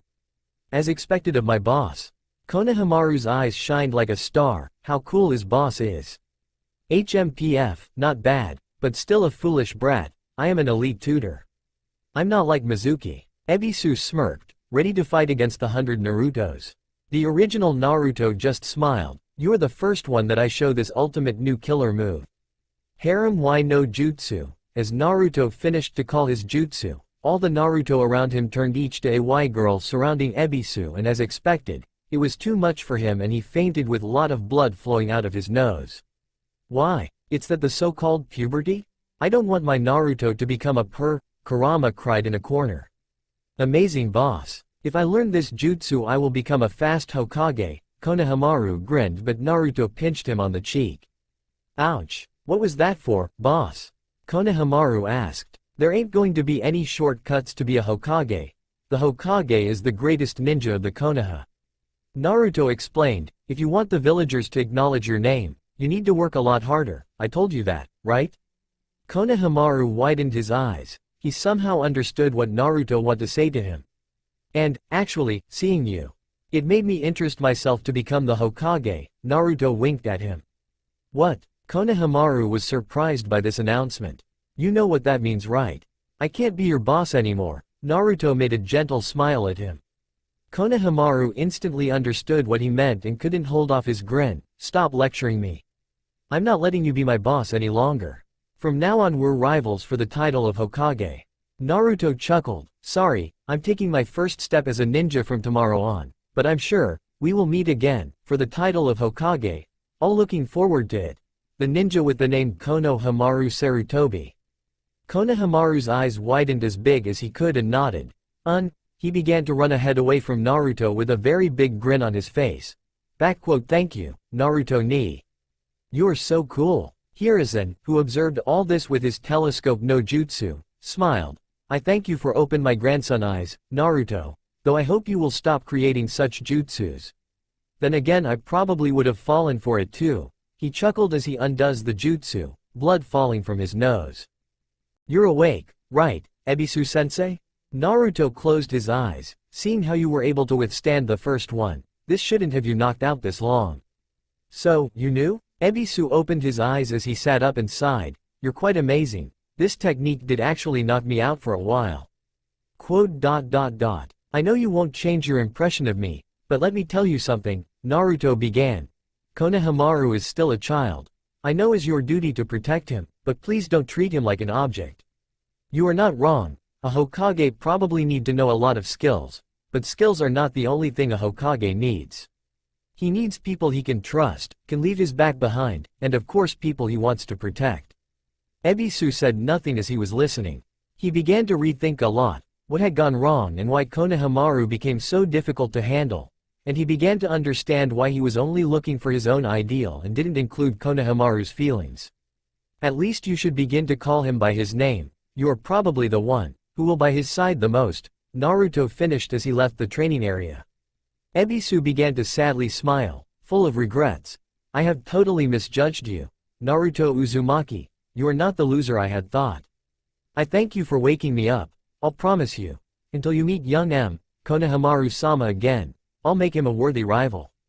Ayame and Tuchi. The sun almost set down as Naruto walked along the street of Konoha. Didn't think you would give him such advice, Kurama said, pouting a bit.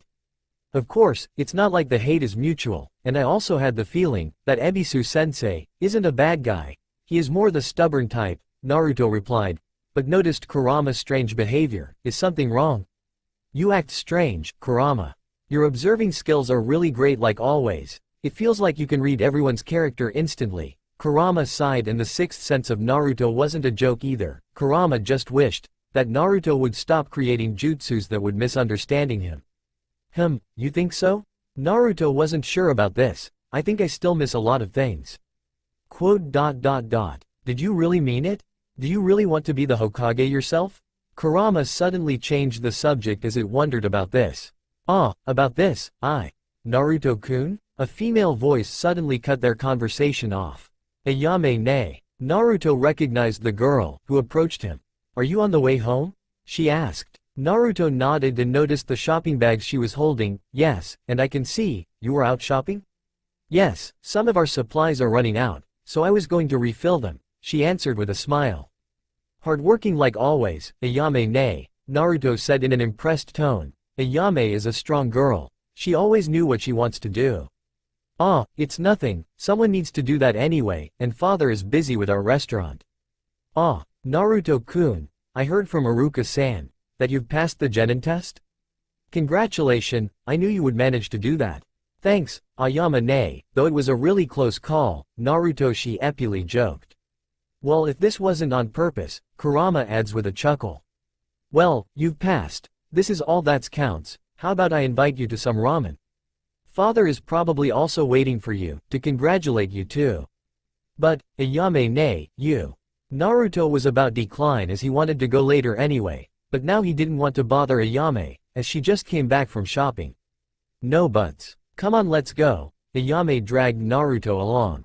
Naruto smiled. It was just Ayame's character. She can be also really stubborn and you couldn't go against her, though it's more like that she didn't give you a choice anyway.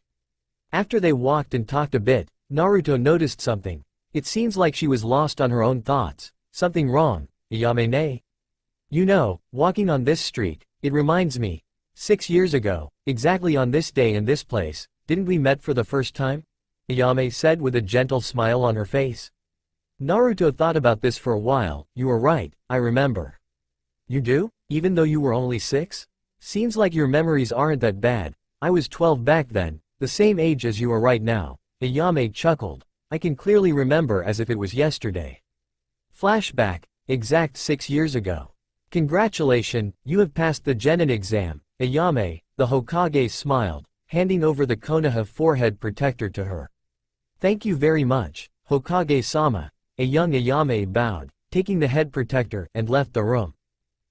So this my first step as a ninja, Ayame said, looking down to the head protector, but why does it feel so empty?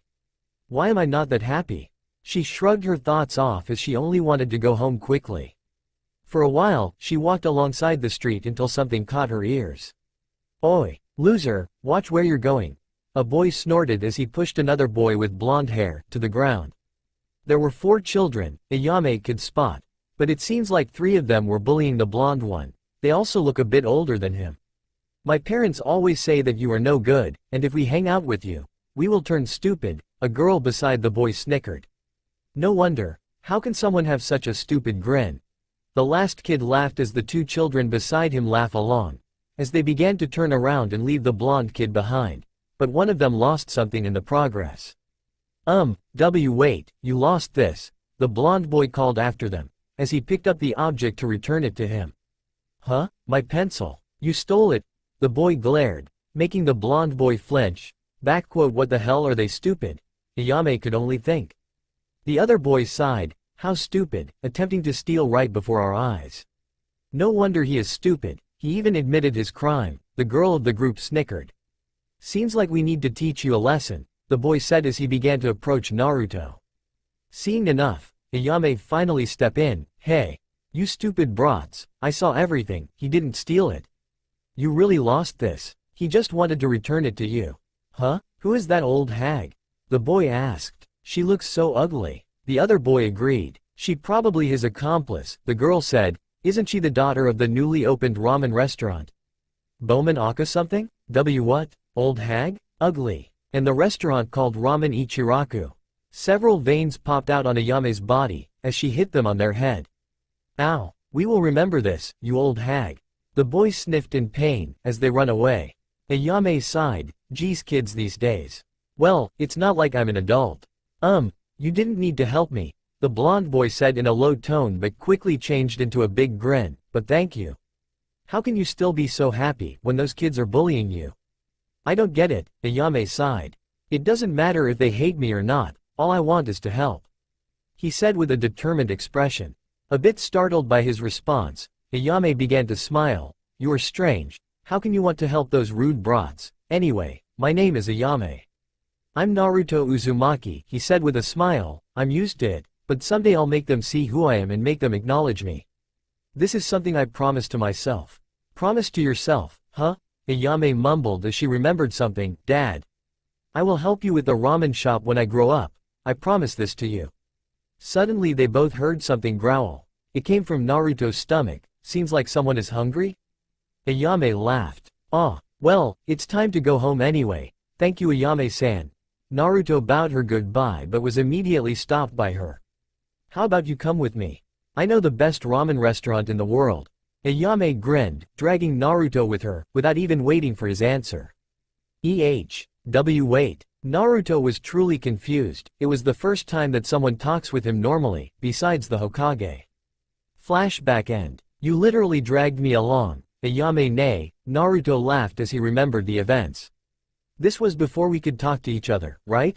I also remember. She and her father are very kind, Kurama smiled. Sorry Naruto-kun, I was a bit quick-tempered, back then, Ayame chuckled. As they finally arrived at the Ramen Ichiraku, I'm back father. I also brought Naruto-kun with me. Oh welcome back, Ayame, Tucci said with a loud voice, while he noticed Naruto. Oi, Naruto. I heard you passed the Genin exam, congratulations. He smiled and turned to Ayame with a knowing grin. Seems like you met your favorite boy, huh? Father, I just met him coincidentally. Ayame blushed. Oh right. We talked about how we met each other for the first time, do you remember, father? Oh really? That brings back memories. Tucci tried to remember. Flashback 6 years ago. Tucci smiled as he works on his newly opened restaurant called Ramen Ichiraku. But today is also a special day, because today was the day that his daughter became a genin for Konoha. He is so proud of her, however, he remembered something. Dad, your ramen is so good. When I grow up, I will help you with your dream, to operate a ramen restaurant. I promise you that. Tucci smiled at this memory. Too bad that this will never happen, but she was still little, of course. She didn't remember this silly promise and she should just live her own life. He snapped out of his thought, as he heard some noises approached his small ramen restaurant.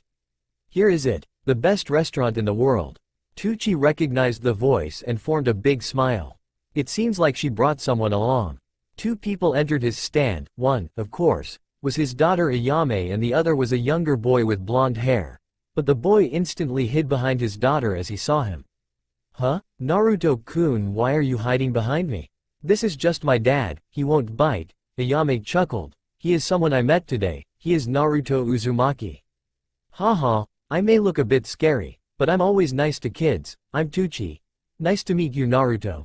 He introduced himself to the boy as he turned to Ayame. So my girl finally become a ninja. I hope you will do your best, the man said with a proud voice, forming a smile. You became a ninja, Ayame-san?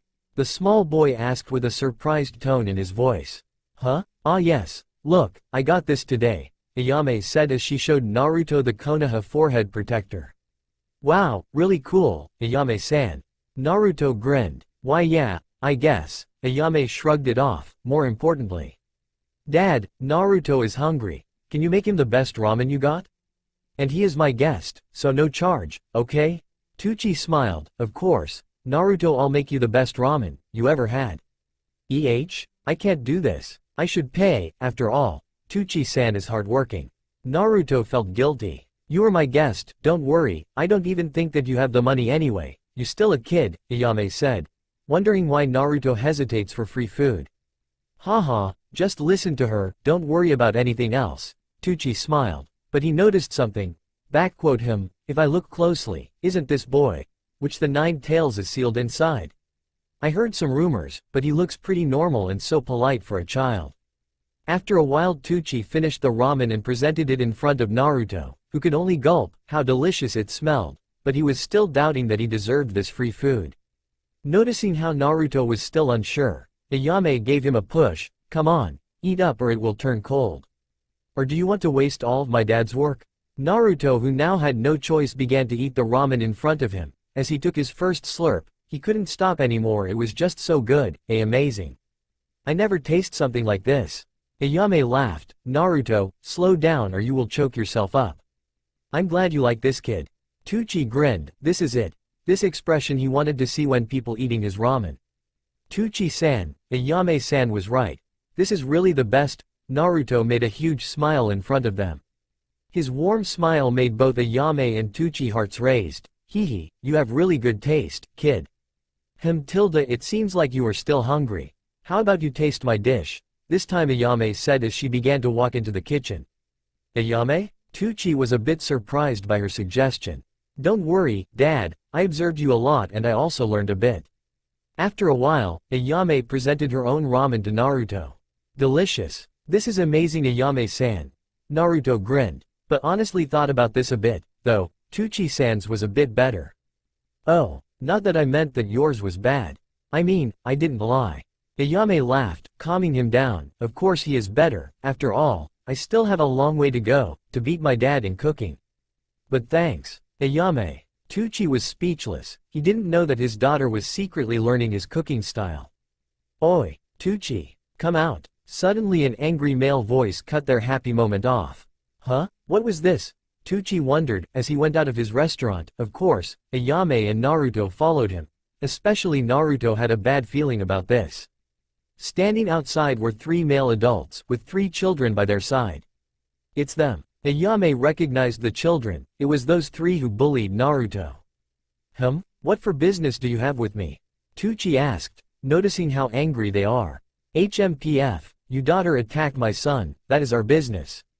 The first man said in an angry voice. Tucci was surprised and turned to Ayame, who was shocked by this. What? It's true, that I hit them, but it was just a lesson for bullying Naruto. They were 3-on-1. The 3 adults turned their glare to Naruto, which made him flinch, hiding behind Ayame. I see. Of course, it was this brat's fault. He was the one who stole my son's pencil, so of course he needs to be punished. What? Naruto didn't steal anything. He picked it up after this brat lost it. Naruto just wanted to help. Ayame glared. As if this was true. Are you saying that my child lied to me? This brat is just a loser. The other male joined in. Tucci now fully understood the situation, turned his gaze to 3 adults.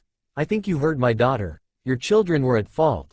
Apologies to Naruto and then leave. What? You are defending this brat? The male glared, unhappy with Tucci taking the demon side. I can see who is lying, Tucci said as he looking straight into their children's eyes, which they quickly avoided his gaze, clearly being nervous. I think, we are finished here. If you don't want to apologize, then just leave. HHMPF. Wait, Tucci-san. You just opened your restaurant, right? The last of the 3 males made an evil smirk. If I tell the whole village that you fed this brat, you will be ruined. Nobody will come to eat your ramen anymore. The 3 males laughed. This threat will make Tucci turn against the brat. Naruto, realizing what he meant, ran in front of Tucci and Ayame and shouted, you can't. It's not Tucci-san and Ayame-san faults. Please don't, people need to eat Tucci-san ramen. They are the best. I won't come here anymore.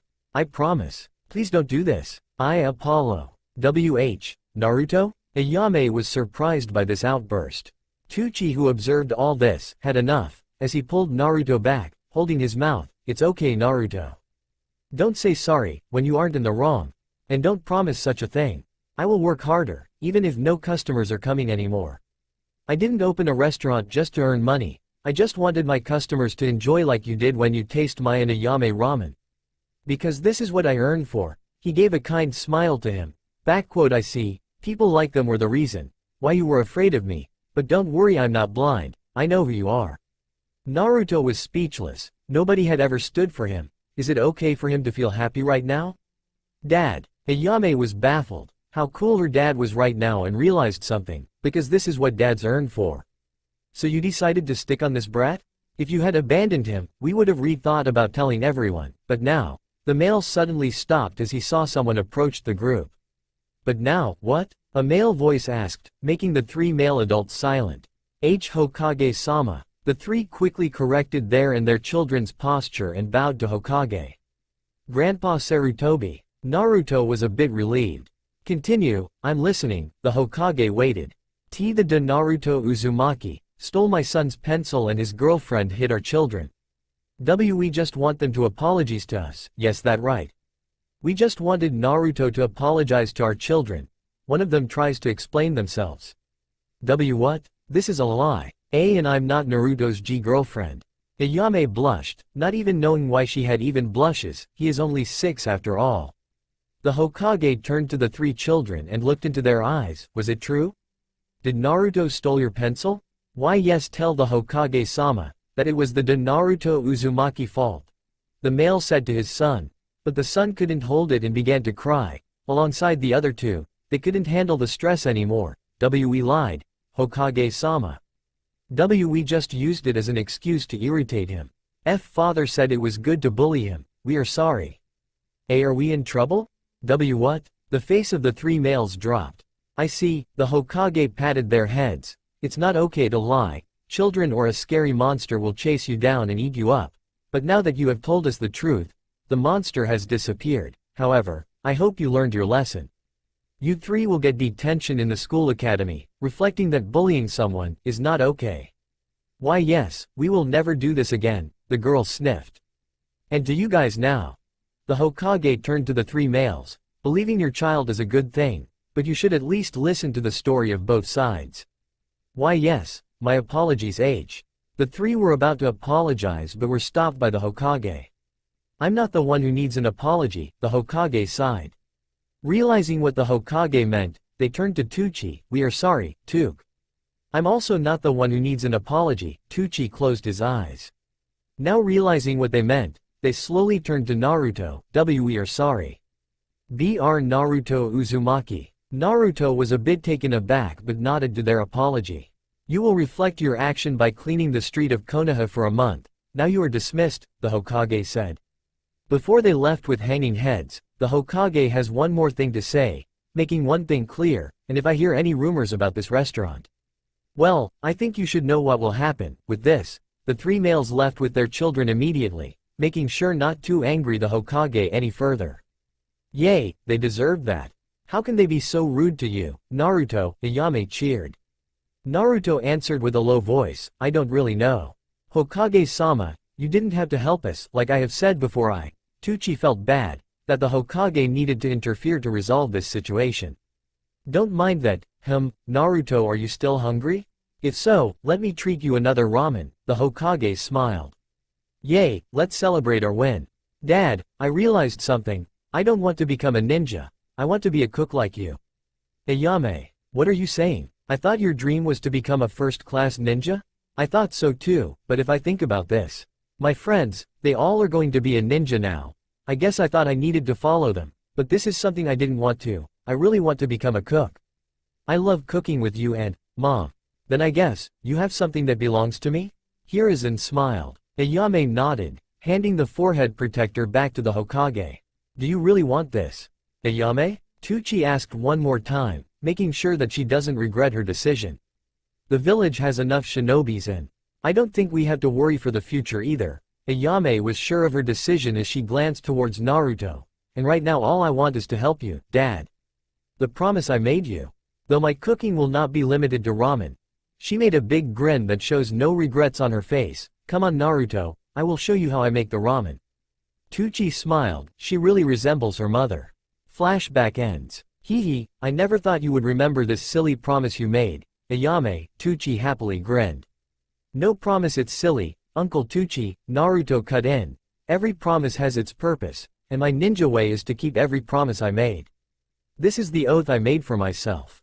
Ayame chuckled, this is so typical Naruto, promises is his specialty, Naruto-kun. You look so mature now.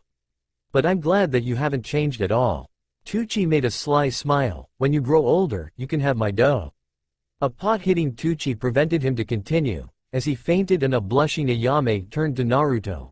Let's celebrate your success. You don't mind if I'm the one who cooks? Seeing that my father is unable to do this right now.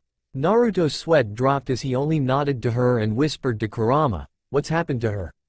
Kurama made a long sigh. You just don't understand a woman's heart, then again you are still a child. Back at home, I'm really full. Naruto sighed, maybe he ate too much, so finally home. Tomorrow will be my first step being a ninja, Naruto smiled, checking his mailbox. Oh? There is a letter, it's from Grandpa Sarutobi. Dear Naruto. Let me congratulate you once again for becoming a genin. I really hope you won't do any more pranks and take your job as a shinobi seriously. Like we promise, this will be the last time I will send you money after you finally became a ninja, though I really didn't mind it. You can always come to me, if you are short on money. I wish you good luck and do your best, Naruto. Here is in Sarutobi. P.S. Thank you for taking care of Konohamaru, seems like he really likes you, he is non-stopping talking about you. Naruto smiled, Grandpa Sarutobi is the one, who was always nice to him. If he wasn't this busy as the Hokage, they may have spent more times together. The Hokage was also the one who gave him this house and always sent him food and warm clothes to him, and every week he also sent money to him.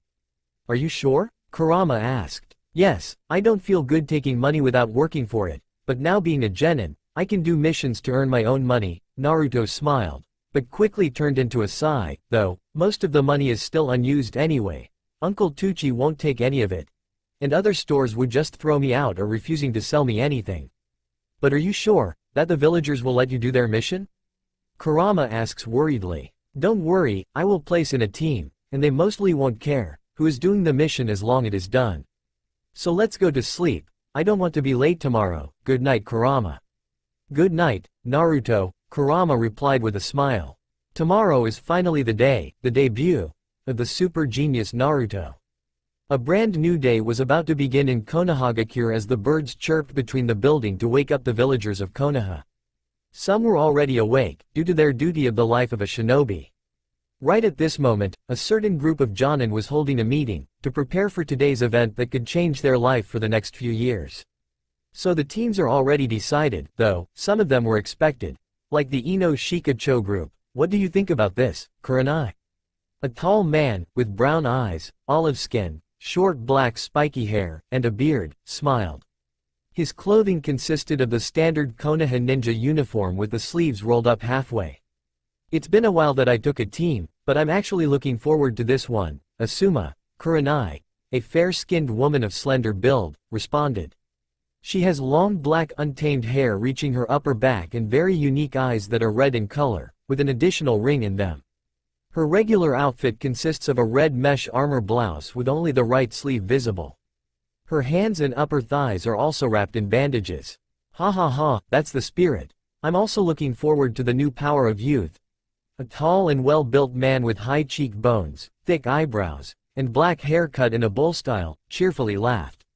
He wore a green jumpsuit, orange striped leg warmers, and the standard Konoha flak jacket, though it's unzipped.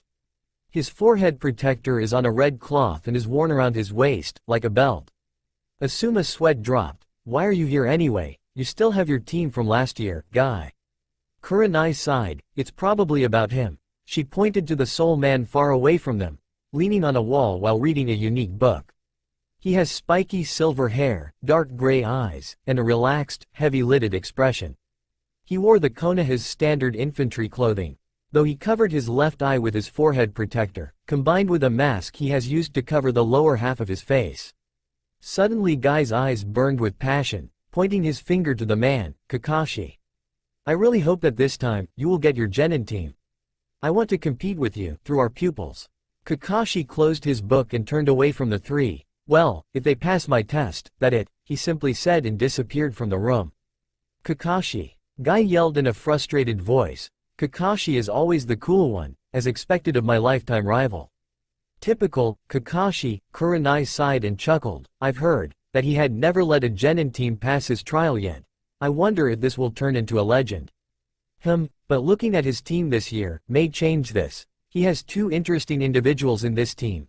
Asuma looked with an interesting expression through the list of the several genin teams, the last, Uchiha and at the same time, Naruto residents.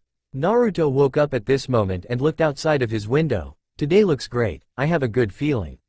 Kurama smiled, so today is the day, Yes, I'm looking forward to this. I wonder what will happen and in which team I will be placed. Naruto grinned, I actually can't wait anymore. Kurama was amused, how joyful Naruto was, but reminded him of something, but don't show off too much, it's still too early. Naruto shrugged it off, it's fine, we won't take any hard mission, we will start with simple D-rank missions, so there's nothing to show off anyway, you worry too much, Kurama. Just saying, Kurama sighed, maybe it was only in Kurama imagination, but Naruto may have too much confidence right now. Kurama only hoped that this won't backstab him for the future. Looking at the clock, I still have time, let make breakfast first, before I go. You've trained 6 years for this, Kurama whispered to itself, looking proud at Naruto, you're more than ready, to go out, into the big world, and to experience your own adventure. Konoha Academy. Naruto finally arrived at the academy after he finished his breakfast, but before he went inside, he took the Konoha forehead protector outside of his pocket, which he hasn't touched since he got it yesterday. He looked intensely at the Konoha symbol, this is it, finally. He smiled, putting the forehead protector against his forehead and tightly tied it up, making sure it wouldn't get loose so easily. Kurama smiled, talking in a low voice only itself could hear, even though you've suffered so much in this village, you're still proud to be part of Konohagakure, maybe it's just natural, after all, it's your birthplace, or are the few people that have to acknowledge you, giving you hope. Iruka, Tuchi, Ayame, the third. Then again, I think, only because it's you, can still love a village, that doesn't even consider you a normal person anymore. This much, Kurama made a small break as he watched Naruto enter the academy. I hope they'll all see, how amazing you actually are. I will silently pray in the background for you. You deserve it so much, Naruto. After Naruto finally found the room, where the graduates Genin's supposed to gather, he opened the door and stepped inside, making the people who were already inside, looking at him. Oi, is the dead last from my class? What are you doing here? I thought only those who have passed the exam are supposed to be here. One of his former classmates laughed as he recognized Naruto. He probably got lost, there is no way that this loser passed the exam, another boy joined in. Naruto sighed, but he endured this, after all, he won't see them anymore. Well, only if they're not paired in the same team with him, that it. It would be difficult, but he wanted to change their mind of him anyway, but for now, he didn't want to argue with them. Are you blind? Don't you see his forehead protector? This shows that he passed the exam, a boy with messy brown hair, sharp black eyes with vertical slit-like pupils, and pronounced canine teeth cut in. He also has distinctive red fang markings on his cheeks. His outfit consisted of dark grayish pants reaching to his calves and a gray, hooded fur-lined coat, with the hood placed on his head. And interestingly, a small puppy with white fur was sitting on his head. Naruto was surprised that someone would defend him. If he remembered correctly, it was Kiba Inuzuka from another class. And this puppy on his head is his partner Akamaru. I'm actually jealous of him. I wish Kurama could fight by my side, like Akamaru. This would be really something. Kurama could only agree, fighting side by side with Naruto would be a dream. But, I came after him and he didn't wear the forehead protector as he came out of the Hokage office, yesterday, a girl exclaimed. Suddenly a long sigh was heard from the back line. That doesn't mean that he failed. He probably just wanted to save it for today. Don't make such a troublesome conclusion. It was yet another boy. He has shoulder-length black hair tied in a spiky ponytail and narrow brown eyes. His attire was rather plain, consisting of a green-lined mesh t-shirt under a short-sleeved gray jacket with green edges, adorned on both the sleeves and the back with a circle with a line through it, his forehead protector worn around his left arm, brown pants, and blue sandals. Haha, I wonder how many times you already said, troublesome, for today, even though the day only just began. A boy beside him laughed, eating some potato chips. He has spiky, brown hair, swirl marks on his cheeks, and a more robust physique. He wore black shorts, a long white scarf, a short-sleeved, green haori, over a light green shirt, with the kanji for food on it, small, hoop earrings, and his legs and forearms were wrapped in bandages. His forehead protector was styled in a manner that allowed 2 tufts of hair to poke out at each side. Naruto also recognized those two. The first one was Shikamaru Nara, and the second, Choji Akamichi. They are long-term friends since their childhood. But Shikamaru is really sharp. He pinpointed this pretty accurate. Choji seems to be a carefree person. Looks like he doesn't care as long as food is by his side. TCH, I bet he probably stole it from somewhere. The first boy snorted again. It was actually the first time that someone defended the dead last, and he didn't like that. Don't you think you've talked enough? We will see if he is supposed to be here or not. Yet another boy cut in. He is a fair-skinned ninja and the tallest member of his graduating class. He has dark, bushy, brown hair. His clothes consisting of dark sunglasses and a sea green jacket with a high, upturned collar. This is Shino Aburame, Naruto could tell. He is always a mysterious and calm person. The mysterious thing was that nobody has ever seen his eyes behind the sunglasses. I wonder if he had helped me, or was just annoyed by the loudness in the room. Then again, it's rare to hear him speak, even for Naruto, who could read a person's personality. By observing them for a while, it was hard to grasp on Shino's character. He was someone who had never really shown his emotion, no matter what the circumstances were. With this though, the room became silent as nobody wanted to speak against Shino, cause of a special ability he has from his clan, that could easily traumatize them. Naruto used this chance to search for an empty seat place and he quickly found one. He reached to the seat as he noticed that 2 rows away, sat the top stew. Hey, Naruto Baka, move away, I want the seat next to you. Suddenly a demanding female voice made Naruto turn his head. 2 new female genins entered the room. It seems like they had a race against each other as they're catching their breath. The girl, who demanded him to move, was a girl with cherry blossoms hair color, fair skin, and green eyes. She wore a red kipao dress that has a zipper and white circular designs. She also wears tight dark green bike shorts and sandals. No, this is my seat, Sakura. The other kunoichi, who was right behind Sakura, protested. She is a fair-skinned girl of average height with blue eyes. The most noticeable trait in her appearance is her long, pale blonde hair, which is always seen in a high ponytail with bangs covering the right side of her face. She wore a short purple vest like a blouse with a raised collar and a purple apron skirt that is cut off on the sides. She also wore purple and white elbow warmers with this, and her forehead protector around her waist as a belt. What are you saying, Ino? We promise that the one who came first will take the seat beside Sasuke-kun. Are you breaking this promise? The one who loses has to accept this. Sakura glared at Ino. Bu. Ino tried to say something but got cut off by Naruto. Sakura-san, you can take this seat then. Naruto closed his eyes and let Sakura through, which she replied with a, yay. Ino was taken aback and about to yell at Naruto, but cut off by Naruto once again. Sorry Ino-san, but you shouldn't break a promise you made, but I'm sure, next time you can win. He winked at her and offered his seat instead. You can take this seat then. Ino was once again taken aback of this sudden turn of event as her heart made a beat from his wink. I don't need your sympathy. Arg, I don't care anymore. Suit yourself, Sakura, she managed to reply as she walked off, which Sakura responded with a stretching tongue, but Ino couldn't care less about her anymore as she was conflicted with something. What was that? Why did my heart skip a beat for the loser of our class? I wonder what happened. Naruto frowned. Girls. Kurama sighed in the background. Maybe it was unfair, but a promise is a promise, Naruto sighed, as he turned to Sakura only to see her fawning over the boy, who was sitting next to her. Sakura Haruno and Ino Yamanaka. Both are probably the smartest and strongest females in this generation. Their rivalry aren't bad, they can push each other even higher, though. I feel a bit bad for Sasuke-san. Sasuke Uchiha has black eyes and spiky black hair with a blue tint. Sasuke's hair has hung over his face as a bang. He is considered handsome by most girls his age, especially Sakura and Ino. He wore a navy blue, short-sleeved shirt with a high collar, white shorts, and white arm warmers. Sasuke also proved to be the standout of his class, consistently getting top grades. However, he threw himself into his studies at the academy, making no efforts to form friendships and ignoring all of the girls' attempts to gain his affection. But there is a reason for his personality. After all, he had lost.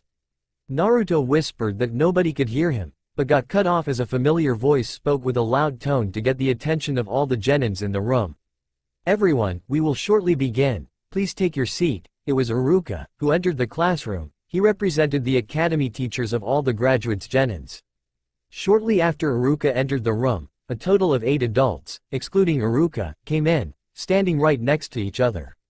Well, from today on, all of you 27 graduates are real ninjas, but you are still merely rookie genin. The hard part has just started. You will soon be assigned duties by the village. So from today on, we will be creating the 3-man teams and each team will have a Jonin as your sensei, which you can see here, right behind me. Iruka began the instruction. Where is Kakashi? Kurenai wondered. She and Asuma were one of the Jonins, who were about to take their own team. Asuma sighed. You know him. He won't be here anytime soon. I feel bad for his team. You'll follow that sensei's instructions as you complete the assigned duties, Iruka continued, glancing around the room. Everyone in the room had their own reaction to the announcement of forming a team. Here are some that may interest you. PFT, a 3-man teams? That just more people getting in my way, Sasuke snorted. I have to be with Sasuke-kun. Sakura prayed to God. Teams, huh? But I already know where I will be put, Shikamaru sighed. As long as I am on Shikamaru's team, everything is alright. Choji munched his food. Hehe, whoever is in my team, they will see how awesome I am. Kiba smirked while patting his partner Akamaru. Shino only responded with a poker face. I want to be in a team with Sasuke-kun. And maybe. What the hell, Ino? Don't think about him. Ino was lost in her thoughts, conflicting with herself. Unknown to them all, a certain girl in the background putting her hands to her chest, Naruto-kun, she silently whispered.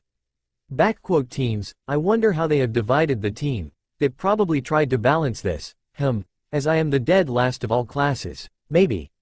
Naruto tried to figure it out, glancing to his side. What, Naruto Baka? Do you want to be on my team? There is no way that will happen. Sakura shouted, noticing how Naruto glanced in her direction. Naruto chuckled at how she'd overreact. Sakura is really interesting, but if I am right. Let's begin. Team 1 will be. Iruka started to divide the 27 genins into 9 teams. Naruto didn't really pay attention, because Team 1 to 6 mostly consists of his bullies.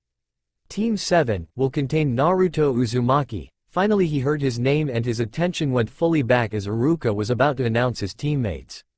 Sakura Haruno, Iruka added. Sakura, if I remember correctly, she is the smartest in my class, even above Sasuke. Naruto tried to remember. Coincidentally he sat right beside her as he looked over. He saw how unhappy Sakura became. Well, as I thought, she isn't happy, but if I'm right, then her mood will be quickly changing soon.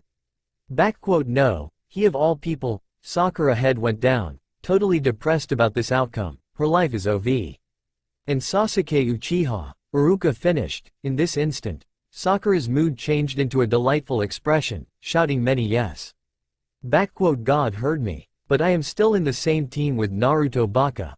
Who cares, I'm with Sasuke-kun now. Sakura's inner voice celebrated. Figures, Naruto made a small smile. This time he looked over at Sasuke's expression, but it didn't change at all. He probably didn't really care of this team selection. Why is Sasuke-kun teamed up with the dead last? Some of the girls protested and were jealous of Sakura, but they couldn't go against her. She is more or less the leader of the Sasuke fan club. Well, Sasuke grades were first among all the 27 graduates, and Naruto, he is the dead last. And we have to do this to balance the teams, understand? Iruka explained, making the girls boot at him. As long as he doesn't get in my way, Sasuke didn't really care. Sasuke, so cool. The girls began to swarms, including Sakura. Naruto chose to not comment on this, as he didn't want to be hit by those fangirls. Your Jonin sensei will be Kakashi ha, Kakashi-san? Iruka looked around, not finding him by the Jonins. Kakashi will be probably arriving later, Asuma answered with a sweat drop, much later. I see, oh well, then we will continue with the next team. Iruka decided to continue. Team 8 consists of Kiba Inuzuka, Hinata Hyuga, and Shino Aburame, with your Jonin, Kurenai Yuhi. I'm looking forward to working with you, Kurenai smiled. Hee, bring it, I'll become the best. Kiba made a confidential grin. And nice to meet you. Hinata nervously greeted. Hinata has dark blue short hair, fair skin, and gentle facial features. She wore a cream-colored hooded jacket with a fire symbol on the upper right and left sleeves and fur around the cuffs and hem, with navy blue pants. She wore her Konoha forehead protector around her neck. You could see that she wasn't 100% happy with the outcome of the team selection. I'm not with Naruto-kun. But I'll do my best. Shino on the other hand just bowed and nodded. This boy has a bit too much confidence. The girl is a little too shy and the last one doesn't have many words. Kurenai made notes to herself. She got an interesting team. Team 9 is still existing right now, so the last team will be Team 10. Consists of Ino Yamanaka, Shikamaru Nara, and Choji Akamichi, with your sensei Asuma Sarutobi. Nice to meet ya, kids, Asuma cheerfully grinned. I knew it, of course, our fathers have their hands of this formation. How troublesome, Shikamaru sighed. Choji was delighted, a team with his best friend is just the best, let's have a feast together. Ino was a bit down, but she actually knew that it will turn out to this, the Ino Shika Cho, huh? Well, can't go against tradition. They are more and less similar to their parents, but only Shikamaru and Choji are close to each other. Let's see if Ino can really fit with them. I'm really looking forward to your future, Asuma smiled. Now, that everyone has their team announced, please follow your sensei into a separate room. Iruka smiled. Finally their official route of a shinobi will start now, to my class and of course to all the others. I and my fellow colleagues are proud of you. It was nice to work with you in those past years. I hope you will grow strong. I wish you all good luck. Iruka-sensei, what about us? Sakura asked, as their team instructor wasn't here yet. Just wait for a bit, your sensei should be here shortly, Iruka suggested, as he left the room with the others and glanced a last time to the room and smiled. Good luck to you, Naruto. I guess, we just to have lean back and wait. Naruto stretched himself and turned to the two. How about we? He stopped himself as he saw that the other two didn't really listen to him as they both were in their own world. Naruto didn't want to bother them and looked up to the ceiling. Oh well, we have enough time to learn about each other. -3 hours later. Wow, I wonder if this sensei had actually forgotten about us? Naruto's sweat dropped as they already waited for almost exactly 3 hours for their instructor, and the mood here won't make it better. What Naruto meant was that they haven't really had any conversation in those past 3 hours. Unbelievable, but it's true, probably because of their character. Naruto did try to make some conversation with them, but both Sakura and Sasuke are mostly ignoring him. They do answer sometimes, but it was still awkward between them. Sakura tried to make Sasuke acknowledge her existence, but she was also ignored by Sasuke. Sasuke, on the other hand, didn't want to interact with the two at all, which made Sakura depressed, and through the long waiting, Sasuke also almost lost his patience. Even Kurama is taking a nap. Maybe if I can bring them to laugh, the mood will change. Naruto thought about this as he took the blackboard eraser from the desk, catching the attention of those two. What are you doing, Naruto Baka? Sakura asked, curious what Naruto wanted to do. I hope I can change how she will address me in the future. Naruto weakly laughed and sighed. I want to test our sensei and maybe punishing him for being late, Naruto grinned, sticking the eraser between the door. If someone opened the door, the eraser will fall on them. Geez, Naruto Baka, you still act like a child, Sakura scowled, but her inner self thought a bit different. Yesh. He made us wait for 3 hours. I kinda like the idea. Peeved, as if he would fall for that, he is a jonin. Sasuke sighed, of this stupid prank. He could see why Naruto is the dead last. Haha, I guess you are right, Sasuke-san, and we don't even know when the teacher will come anyway. Naruto smiled. At least he did distract them for a while. Suddenly at that moment, the door opened and a man entered the room, and as Naruto had planned, the eraser did fell and hit him. They could guess that it was their Jonin instructor, Kakashi. The three of them were speechless, as each of them has a different thought of this. Let's see if you can sort them to which belong to who. What the hell? Is that our Jonin? How can he fell to such a trick? He doesn't look reliable at all. Haha, deserve him right, it was better than I imagined. He did it on purpose, right? Or did he really fell for this? I can't tell at all. Well, my first impression, Kakashi started to speak as he looked at the three while putting the eraser away from his head. I don't like you guys, he said with a scary eye smile, cause most of his face was covered. This statement made the room in awkward silence until Naruto couldn't help it anymore and began to laugh. Way to go, to kill the mood again. But somehow this is kind of funny. Sakura couldn't help but also laughed along. This isn't funny, whose fault was this anyway? Now our sensei don't like us. But it's actually really funny. HMPF, Sasuke smirked. He must admit, this was a bit amusing. Kakashi, who was confused about their reaction, decided to progress. Well, you probably figured it already out. I'm your Jonin sensei, but before we continue, let us move the location to the roof, he said as he disappeared, leaving a smokescreen behind. Seems like they're slowly open up to each other, maybe. Then, what are we waiting for? Let's go. Naruto took the lead as the two willingly followed. They already have waited enough. This guy, he feels familiar. Kurama observed the whole situation as it woke up of all the noises. On the roof, the three genin sat opposed to Kakashi as they are facing him face to face. The weather also looked good, as the sun shines down on them, giving them a warm feeling. Okay, let us begin with some introductions, Kakashi started. What do you want to know? Sakura asked, not sure how to start. Well, how about your likes, dislikes, dreams for the future, hobbies, stuff like that? The Jonin tried to give them an example. Well, then how about you start to introduce yourself first, sensei? Naruto suggested. We can use it as an example. Oh, good idea, Naruto Baka, Sakura agreed. Oh, me? My name is Kakashi Hitaki. I have no desire to tell you guys about my likes and dislikes.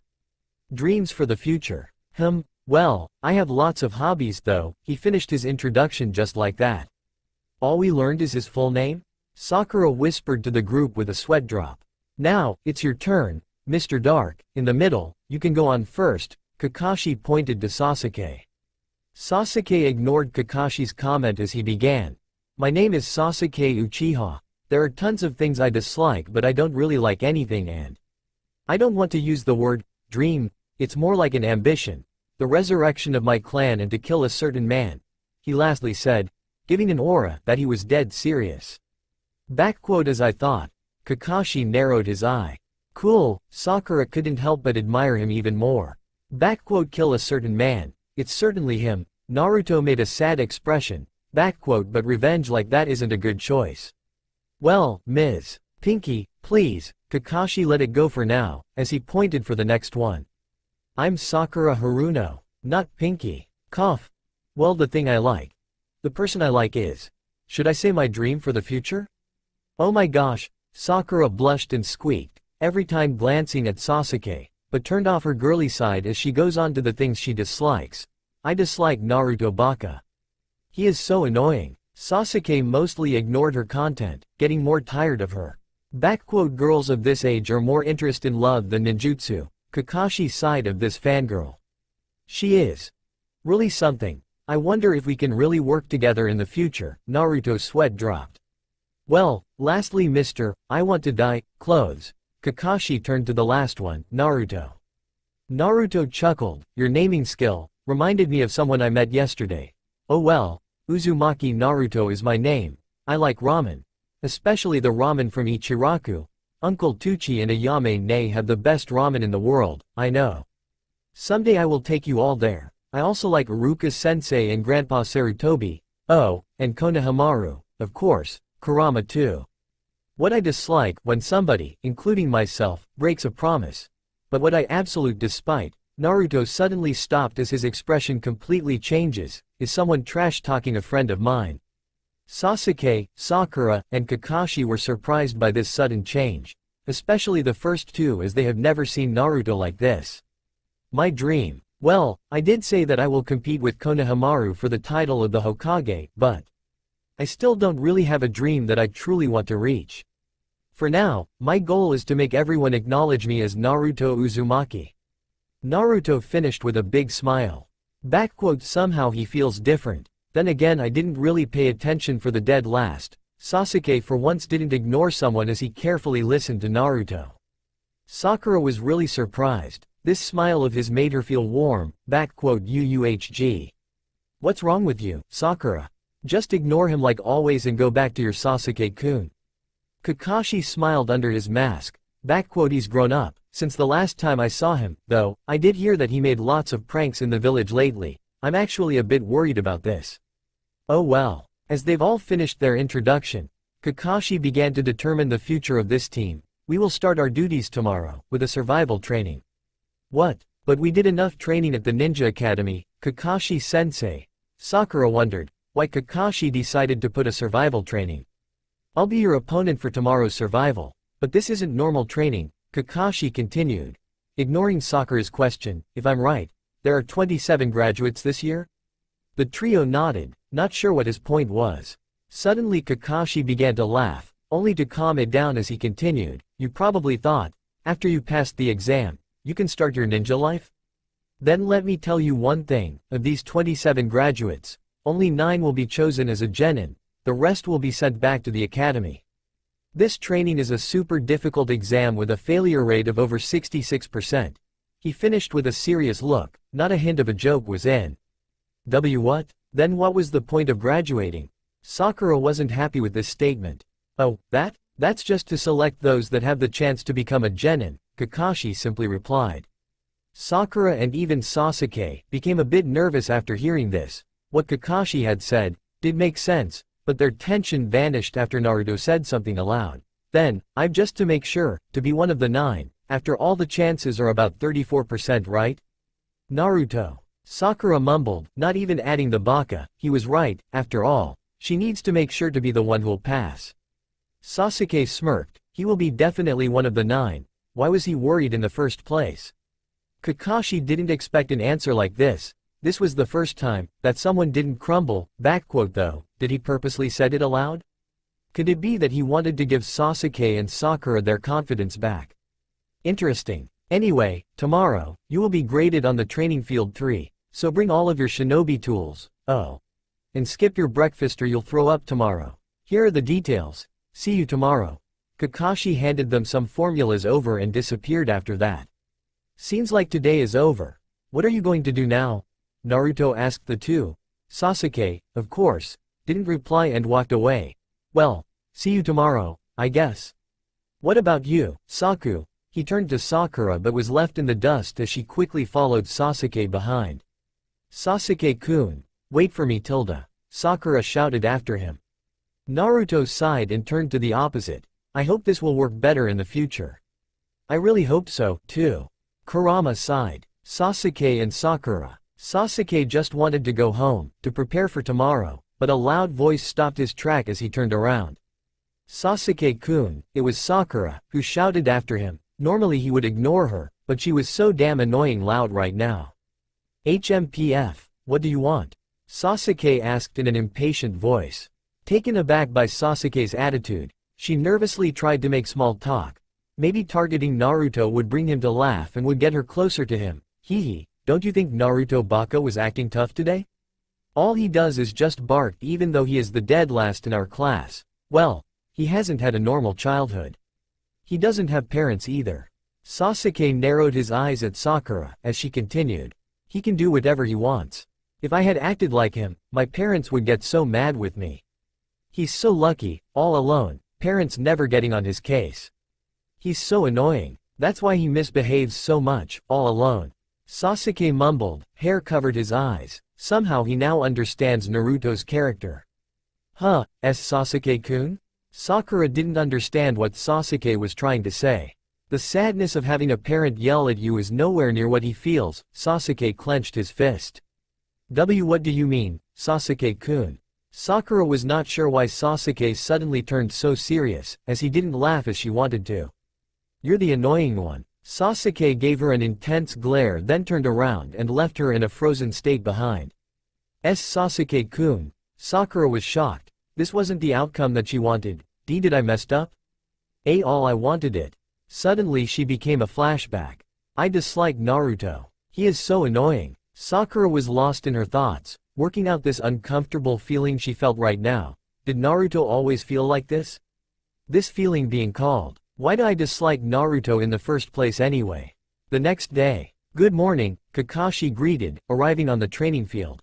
The training ground is a portion of land located inside of Konoha. There is a view of mountains in the landscape and a large and deep river with forests on both of its sides. There is a glade and in its center, there are 3 stumps lined side by side. You're late, Kakashi-sensei, Naruto sighed. His sensei was exactly 3 hours late from their appointment. Normally he didn't mind that. There could be any reason why he was late. He is a jonin after all. Kakashi laughed it off. Sorry, but a man in a blue costume, red cape, and stylized red and yellow shield on his chest, called for my help. It took me a while, though. It was weird that he wore his red underpants over his pants. Or maybe not, but Naruto was actually glad that he was finally here. The mood between his teammates were even worse than yesterday. It was literally killing him. Even Sakura was unusually quiet. What? That is an obvious lie. Sakura suddenly yelled. Seems like she is somewhat back from her depressed state, cause of these bad excuses from Kakashi. Kakashi shrugged it off and put an alarm bell on one of the stumps. Well, forgot it. More importantly, you guys have till this clock will ring. It's set for noon. Huh? The 3 looked questionable at Kakashi. Kakashi then pulls 2 small bells from his pocket, showing it to the 3. Look at those 2 bells. Your task is to take one of these from me before this clock rings. Those who cannot get a bell by noon, gets no lunch. I'll not only tie you to one of those stumps but I'll eat right in front of you. Kakashi explained in a tone, there is again, no joke in it. So this is why you told us not to eat. Sakura shouted in a frustrated voice. Sasuke played the cool one, but it was obvious that he also didn't eat anything.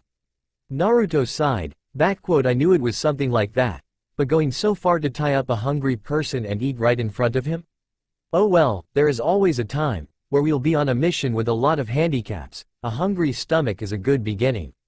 Not bad, sensei. I don't think he had this in his mind. He probably just wanted to tease them. Kurama's sweat dropped.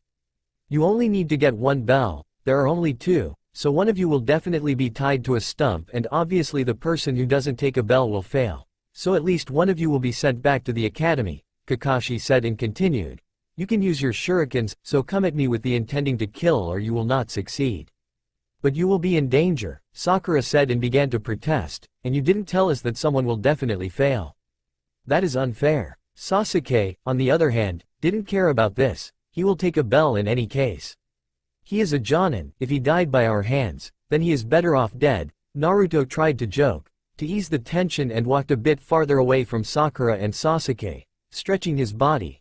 I guess there is always a drawback, but if we kill him, they probably make us all pass? In the real world those with no talent often bark the loudest, Kakashi chuckled. Well, ignore the dead last and start when I say. But without any warning, Naruto pulled a kunai from his pocket ready to throw. But in an instant Kakashi was right behind Naruto, holding his hand, which he held the kunai down, making Naruto unable to move. Slow down, I haven't said start yet. Kakashi sighed of his impatience. No way, I couldn't even react. Sakura was baffled, how fast Kakashi moved. So this is a jonin. Sasuke began to smile, now they're talking in his language. Well, Kakashi-sensei, Naruto began to chuckle, if we were talking about, in the real world, then I don't think the enemy will wait for a start in the real world. Kakashi, Sasuke, and Sakura were both surprised by this counter. He was actually right. I see, you are very Kakashi couldn't continue to praise the boy's wisdom as he noticed that the kunai Naruto's holding had an explosive tags on it. Shortly after, the area where Kakashi and Naruto stayed exploded. Explosive tags are scraps of paper inscribed with special writing, centering around the kanji for explode. Infused with chakra, they will explode after a set amount of time, remotely or after being ignited by flame. The tags can be attached to a surface or wrapped around a weapon to be thrown at an enemy. They are very versatile and one of the basic ninja tools. Sasuke and Sakura were both bewildered. What just happened? Sakura managed to ask, totally confused about this situation. Did Naruto blew himself up? Nah, I used the body replacement no jutsu in the last moment. The voice belonged to Naruto. This time he stands behind the two, or more like, we used the technique to escape. He corrected himself as he pointed at Kakashi, who is standing in the exact same place, where he was from the beginning. Body replacement no jutsu. With this technique, users replace their own body with some other object, generally with a block of wood, the moment an attack lands. This creates an optical illusion, making the enemy think the attack was successful. From this, the user can use the lapse in the enemy's attention to attack or flee from the battlefield. It is basic ninjutsu taught at the academy. Impressive, Kakashi said, but did you really just risk your life? Of course not, I just wanted to throw the kunai and let it explode in front of you, and in this moment of surprise I would have aimed for the bell. I didn't think you would come and stop me throwing the kunai. Naruto laughed sheepishly. At that moment, everything was just improvised, though it would have been bad if you hadn't let go of my hand. The explosion wasn't that strong anyway. Sasuke was really impressed. He has to admit, the dead last made a good move there, though risking injuries was still stupid. Sakura, on the other hand, didn't get the situation at all. Was Naruto action amazing or not? Kakashi closed his eyes. This was quite an interesting situation. Well, you are not wrong. The enemy won't wait for a start. I actually begin to like you. But for now, you'll listen to me. He took a deep breath. The survival exam starts now. For the time Sasuke and Sakura let this go, and all of the three quickly vanished in the forest, after the start signal was given. I may have really underestimated Naruto, Kakashi quietly talked to himself, as he looked around. Good, the basics of a ninja are to hide well. Sasuke and Sakura did a good job. I don't feel their presence, if I don't specifically search for them in Naruto. Kakashi-sensei, you won't mind a direct one-on-one fight? Naruto asked, obviously didn't bother to hide. Maybe I wasn't wrong about you Naruto, Kakashi sighed. Why not? Kids are always eager to fight. This will be a good first lesson. Are you sure that is a good idea, Naruto? Kurama asked, wondering why Naruto wanted a one-on-one fight against a Jonin. Naruto is not weak, but he is still young and inexperienced. Kurama doesn't think that Naruto would have a chance if they fight fairly. This is the first time that I would go against a Jonin. When do you think I would get another chance like this? I didn't think we would have this survival exam, right after they graduate exam, but it did make sense to sort the group out. Yes, but you just need one of the bells. You can make traps in the forest. You don't need to fight him directly, Kurama said. I will think about the bells later. After all, I still have 3 hours. For now, I just want to test my ability. I see, alright I will let you do what you want. After all, I promise not to help you. Kurama was satisfied with his reason. But giving you some advice here and there won't harm you, right? Thanks, Kurama-sensei. Naruto was really thankful for Kurama. Of course, he could always ask Kurama for help, but he really wanted to do all the tests with his own power. Sasuke and Sakura, who were hiding well, observing from afar, were speechless of Naruto's challenge against Kakashi. He doesn't have a chance at all. Naruto. What is he thinking? Sakura sighed, a bit worried about him, but in the end, only two can pass and of course, she wanted it to be her and Sasuke. Still a dead last, but maybe I can get some information of the Jonin, Sasuke mumbled. Kakashi began to pull out something from his pocket, making Naruto cautious. A kunai? A shuriken? Or something different as a weapon? But what he truly pulled out was something Naruto could have never expected in a situation like this. It was a book. Icha? Naruto's sweat dropped. Oh, that? I just want to read what will happen next, Kakashi replied as he opened the book. Don't worry about this, it won't make a difference against you guys. This is too much, even if it's against Naruto, Sakura sighed. Sasuke narrowed his eyes. He heard that Kakashi was including him. I'm sorry, sensei, Naruto calmly began. Though you still saw that he was a bit perplexed by this attitude, I won't let you have the time to read your book. With that, Naruto threw a few shurikens at Kakashi, but Kakashi himself easily dodged them by sidestepping. However, Naruto already predicted this as he runs up to Kakashi and threw a few punches and kicks, but Kakashi could easily block all of the attacks with his free arm, as the other held his book, letting him read at the same time. Naruto realized that this won't work at all and decided to put some distance between them. I knew that a Jonin is strong. Naruto began to sweat, but to think that he's still blocking all of my attacks, even though he's reading this book, gets me truly frustrated. Actually, I tried to read, but it was impossible. Kakashi looked up from his book, as he had said, he didn't let me, all of his attacks were fabulous. If I hadn't been careful, he may have taken a bell. Maybe I should use this.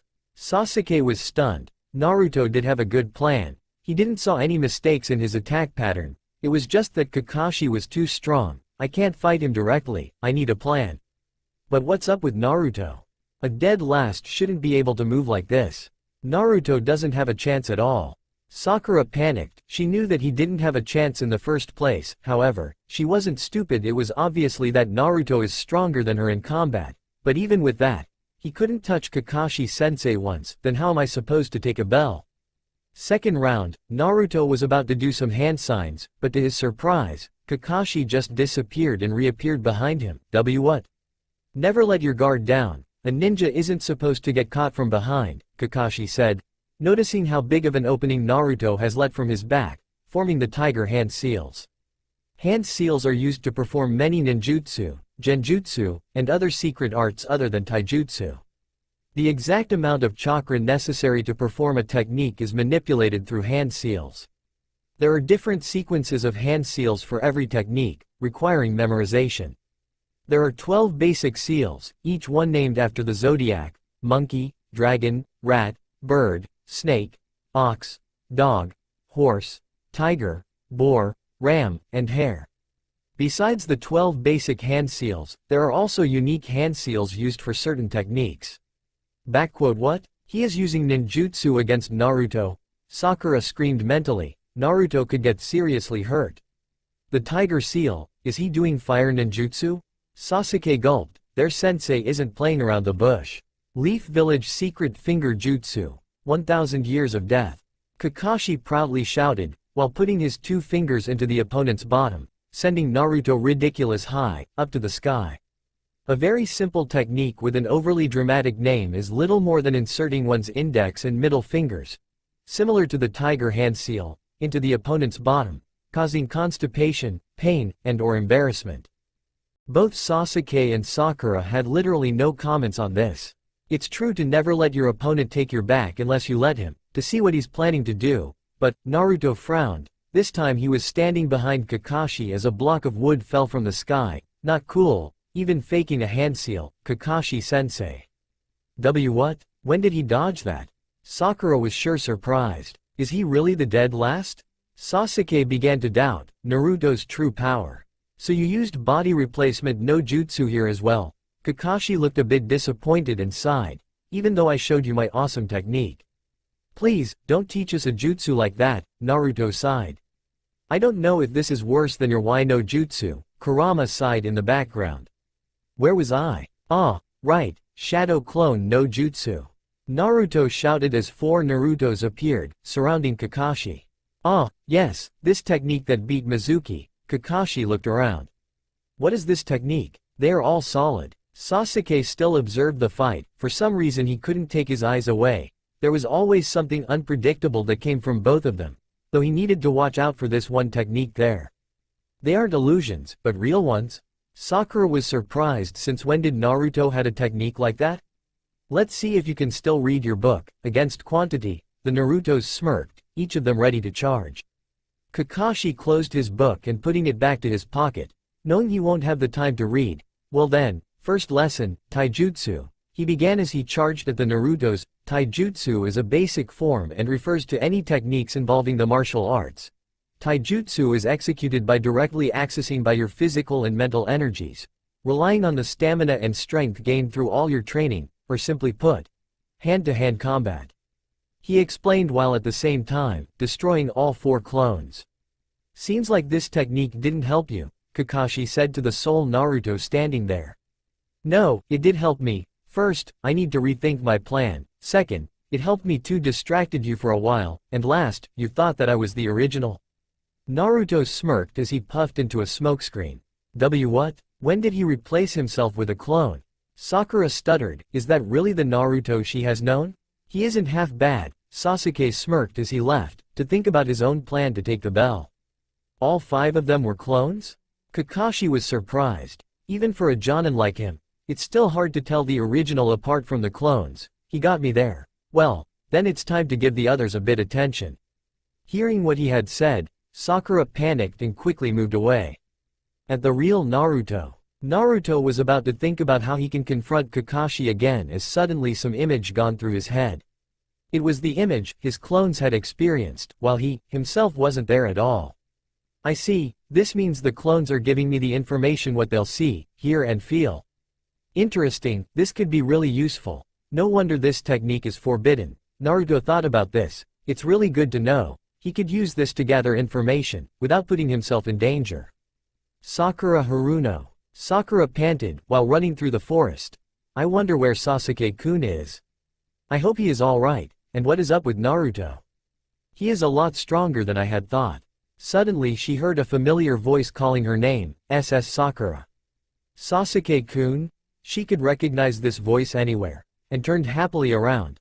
I was searching for why, she trailed off. Her eyes widened and her body trembled. It was indeed Sasuke, but to her horror, he was covered with several kunais sticking all over his body, blood flowing non-stop from all the wounds. Sasuke was about to die. Sakura, help me, he pleaded and fell to the ground. Sakura screamed, she couldn't handle this sight of her beloved and immediately passed out. Maybe I overdid that with the genjutsu, then again she should have kept her cool and see through this illusion. Kakashi sighed. Lesson 2, Genjutsu, though she won't hear me, oh well. Genjutsu, illusionary techniques, is one of the main jutsu categories. Genjutsu requires chakra and hand seals to be performed. Unlike ninjutsu, the effects of genjutsu are not real, being only illusions experienced by those who fall victim to it. Sasuke Uchiha. That scream, Sasuke mumbled, it was Sakura. A simple genjutsu, she felt easily to that. Kakashi confirmed Sasuke thought as he was standing behind him, leaning on the tree while reading his book again. I see, genjutsu, a form of hallucinatory hypnotism, of course, she'd fall for that. Sasuke smirked, but quickly changed to a serious expression. I'm different to these two. Say that after you got a bell, though I'm not too sure about Naruto. He's already surpassed all of my expectations, Kakashi said. I wonder if you can do this too. Sakura didn't, though. I have to admit, I am surprised of Naruto, he was better than I thought. But, Sasuke began as he took some shurikens from his pocket and threw it against Kakashi. I'm still better than him. The same tactic as Naruto? Kakashi dodged this easily as he jumped up, only to notice that the shuriken wasn't meant for him, as they cut some wire that Sasuke set beforehand. A trap? As the wire was cut, hundreds of kunais were flying from the right direction aiming the area where Kakashi stand. He had no choice but to escape to the left side as it was the only area that wasn't covered as a target. Only to be greeted by Sasuke, preparing a kick. Unlike Naruto, I'll force you where to move. Kakashi, who had no choice to put his book away, managed to block Sasuke's attack by holding his feet. Sasuke didn't give up as he continued with an upper punch only to be blocked again. Realizing he was not in a good position, Sasuke tried to stomp Kakashi away with his other leg. Kakashi quickly acted and pushed Sasuke away from him. Not bad, I acknowledge, you are really something, but I still have the bells, Kakashi taunted him. Damn it, if this was still not enough, Sasuke clenched his fist, but still managed to smirk, then I will try this here. Kakashi wondered what he meant as Sasuke suddenly performed some hand seals. He quickly recognized this jutsu. What? A genin shouldn't have the chakra to perform this jutsu. That's because I'm an Uchiha, Sasuke replied, finishing his hand seals with the tiger seal while shouting, fire release, great fireball no jutsu. Breathing a large fireball, flying in the direction to Kakashi. As his jutsu connected, the area burned and a thick smoke remained. Fire release. Great fireball no jutsu. a technique where chakra needed inside the body is converted into fire and expelled from the mouth either as a massive orb of roaring flame or as a continuous flamethrower. The scope of the attack is altered by controlling the volume of chakra that is mustered. This technique apparently requires more than average chakra reserves, and most genin should not be able to do this technique. Did I hit him? Sasuke wondered as the thick smoke of the jutsu slowly disappeared, only to notice that his target isn't there anymore. No, he is gone. Where? Above? Or from the sides? Neither. Suddenly a voice came from the ground below Sasuke as something seized his legs. What? Sasuke tried to free himself, but no luck. Earth release. Double suicide decapitation no jutsu. Kakashi announced his ninjutsu, dragging Sasuke down into the earth till his neck, robbing him of his freedom, leaving him completely unable to move his body. Third lesson, ninjutsu, Kakashi said. Well, you already head above the others in this area. Ninjutsu, ninja techniques, is a term referring to almost any technique that allows the user to do something that they otherwise would be incapable of doing. Unlike genjutsu, which makes the opponent see illusions, the effects of ninjutsu are real. They vary greatly in purpose, with the simpler ninjutsu serving such tasks as transforming the user, henge no jutsu, or allowing them to evade attacks, kawarimi no jutsu. Ninjutsu, most of the time, relies on chakra and hand seals to be effective. The hands are put in sequential positions that mold and manipulate chakra in a necessary manner to perform a technique. Time's almost up. Kakashi took his book out again and walked away, and you guys are not even in the near of figuring this survival training out. Naruto Uzumaki. So, Sakura-san and Sasuke-san also couldn't do a thing against him. It was a good idea to let my clones observe them. Naruto went through the new image he got from his clones as he already used the new ability. He learned about the Kage Bunshin in its fullest. Sasuke-san had a good fight, he made a good trap, even have such an amazing jutsu. Sakura-san on the other hadn't a chance to act, but truthfully I doubt that she can do something about Kakashi-sensei. Naruto thought about it. I wonder if he wants us to fail. He didn't let his guard down once. Even the top student Sasuke-san couldn't touch the bell.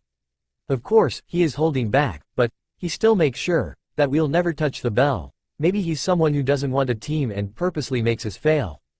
Naruto concluded and sighed. Maybe we just have bad luck for having him as our instructor? Are you sure? You should think more about this. Kurama decided to cut in. It's actually already saw the true purpose of this survival training, of course. It could tell Naruto about this, but Naruto need to figure this out on his own. But there is no harm for a small advice, right? There's more than an eye can see. Sometimes you need to read what's underneath the underneath. This was something you learned in the academy, right? Okay, let me think about this once more. Naruto sat down and took a breath. My objective is to get the bell. If I get a bell I'll pass this survival training and then become a true genin. If I don't, I fail and will be sent back to the academy. Kakashi-sensei is a jonin. He is obviously stronger than us. Even if my target is only the bell, he doesn't go easy on us and the time limit is also almost up. This is truly a dire situation. He even provokes us with his action. Kurama smirked. You already see the problem but you still don't get the answer. Maybe he just wanted to test our limits? Or wait, Naruto suddenly got some flashbacks. So from today on, we will be creating the 3-man teams and each team will have a jonin as your sensei. Team 7 consists of Naruto Uzumaki, Sakura Haruno, and Sasuke Uchiha. Why is Sasuke-kun teamed up with the dead last? Well, Sasuke grades were first among all the 27 graduates, and Naruto, he is the dead last. And we have to do this to balance the teams, understand? Why did they bother to balance the teams, only to dissolve them anyway, as one is sure to fail? Naruto finally got the picture, unless I need to find Sasuke-san and Sakura-san. So he finally gets it. Kurama smiled, though it was no wonder that it took him for a while. After all, he had never a situation like this. Kakashi Hatake. Their time is almost up. What are they doing? Kakashi wondered, as nobody tried to take the bells. Kakashi-sensei. Sasuke appeared and narrowed his eyes at him. How dare you to put me into the ground? So there he is. Kakashi closed his book. Seems like Sasuke finally got out of the Doden Jutsu. Second round, huh? Wait, Sasuke. Suddenly Naruto appeared right beside Sasuke and held his right shoulder to stop him to rush against Kakashi. "You have to listen to me." "Oh, maybe." Kakashi was surprised by this turn of events. Did he figure it out? "Shut up." Sasuke glared at Naruto, grabbing the arm that holds his shoulder and threw Naruto against Kakashi, showing his back. "A dead last like you shouldn't get in my way." Kakashi sighed. They didn't figure it out. "Hey boys, you shouldn't." He stopped himself as he saw something unthinkable. The flying Naruto turned around in the air facing Kakashi, with a tiger hand seal. "Fire release. Great fireball no jutsu." Naruto shouted, firing the same fireball Sasuke had shown before out of his mouth. "What the?" Kakashi managed to dodge the attack in the last moment, but not unscratched, as his clothes burned on the sides. "TCH, figures." Naruto clicked his tongue and turned to Sasuke. "It's your turn." "I know." Sasuke rushed to Kakashi, forming the clone seal, that made Kakashi widened his eye a second time. Shadow clone jutsu. But instead of a shadow clone of Sasuke, it was a Naruto clone that appeared, and now Kakashi got the connection. "I see. You used the transforming no jutsu to turn yourself into each other to fool me." He calmed himself down, as Naruto and Sasuke turned back to themselves at the same time. "Not bad, but not good enough." Kakashi prepared for the counterattack, as the two Narutos are closing their distance to him. But suddenly one of the Narutos jumped up and pulled some shurikens from his pocket, while the other was going straight to Kakashi. Throwing the shurikens from this distance. "The one on the ground probably wanted to buy some time and putting me in the position as a target." Kakashi immediately reacted, jumping up to Naruto while destroying the clone on the ground. "Not a good idea. If you want to throw your weapons against me, you shouldn't do this within my reach." But something unexpected happened at the moment as Kakashi was about to attack Naruto's legs and throw him down. Suddenly Sasuke was in his place. He made a salto preparing to kick, aiming Kakashi's head, with the back of his feet. B-body replacement no jutsu. In this situation, Kakashi couldn't move too much in the midair, but somehow he managed to block the kick with both of his arms, protecting his head. However, the force of the kick was strong enough to send Kakashi flying to the ground, but he somehow kept his balance and landed on his feet. This wasn't Ba. Kakashi didn't have the time to praise them, as he sensed several of shurikens flying at him. It was from the position where Sasuke was standing before Naruto and he exchanged their position. Kakashi had no other choice, as he couldn't dodge all of the shurikens, to taking out his book from his pocket to block the unavoidable shurikens, with the result that he himself came out unharmed. However, his book was totally destroyed in the progress. "My Icha, seems like I need to buy a new edition." Kakashi sighed. "Still not enough." Naruto sighed. "I thought this was perfect. We did catch him a lot off guard." "Well, he is worth to be called a Jonin," Sasuke said, now standing beside Naruto. "Ring, asterisk ring, asterisk ring. It seems like the test is over now." Kakashi smiled. "It was a good fight, but you still didn't manage to." Kakashi was about to show off the bells, but he couldn't feel them and looked down, where the bells were supposed to be, only to discover that they've disappeared. "How?" "I made sure you wouldn't get near the bells." He was baffled. "Naruto. Sasuke-kun, I got the bells." Sakura suddenly appeared out of nowhere right by the side of Naruto and giving a V sign, holding the two bells on her hands. She cloaked herself into a genjutsu, while these two were distracting me and managed to take the bells. Kakashi widened his eyes, but he has to admit, this was brilliant. Now for the final push. Training ground. "Well, you got your bells, but only two can pass. Now decided who's left behind," Kakashi said in a serious expression.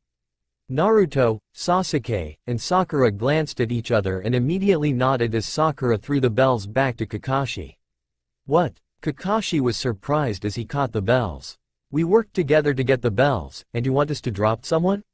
If that is your way to eliminate someone, then do this without us," Naruto said in a serious voice. "You two think the same as him?" Kakashi wondered. "I will not take something that I didn't earn on my own," Sasuke nodded, "and I actually hate it, to stay in a debt." But deep inside him, he must admit, the team-up was actually quite fun. "I don't have the right to take a bell anyway," Sakura said in a low voice. "Naruto and Sasuke-kun did an amazing job to distract you, Kakashi-sensei. Actually, it would be better if you let those two passes." What are you saying, Sakura-san? Naruto holding on both of her shoulders, looking straight into her eyes, making her even blush a bit. Without you excellent genjutsu we wouldn't have taken the bells anyway, you've done an amazing job there. HMPF, you aren't that annoying as I thought, Sasuke smirked. Naruto. Sasuke-kun. Sakura's eyes became teary, thank you. Well, then. You know what that means right? Kakashi turned into a serious expression, glaring at the trio. You've all passed. He changed to a big grin, at least if you could tell if that was a grin. Sakura began to smile and turned to Naruto, so it did come out as you had predicted, Naruto. Sasuke just made his signature smirk, the dead last made us pass the exam.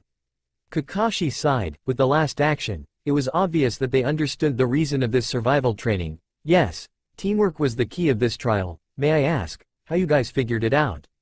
Of course, well it began. Flashback 45 minutes ago. Sometimes later as Naruto freed Sasuke out of the ground and woke up the unconscious Sakura. They gathered in a hidden place as Naruto knew that Kakashi won't go looking for them as he had no reason for that. What do you want, Naruto? Sasuke asked. He was thankful that Naruto freed him, but he actually wants to move on quickly, as their time is almost up. Sakura sighs relieved. The dead Sasuke was only an illusion, I'm so glad. If I see Kakashi, I will beat him to death. First, I want to ask, what do you think of this survival training? Naruto wanted to know if they'll come to the same conclusion as him.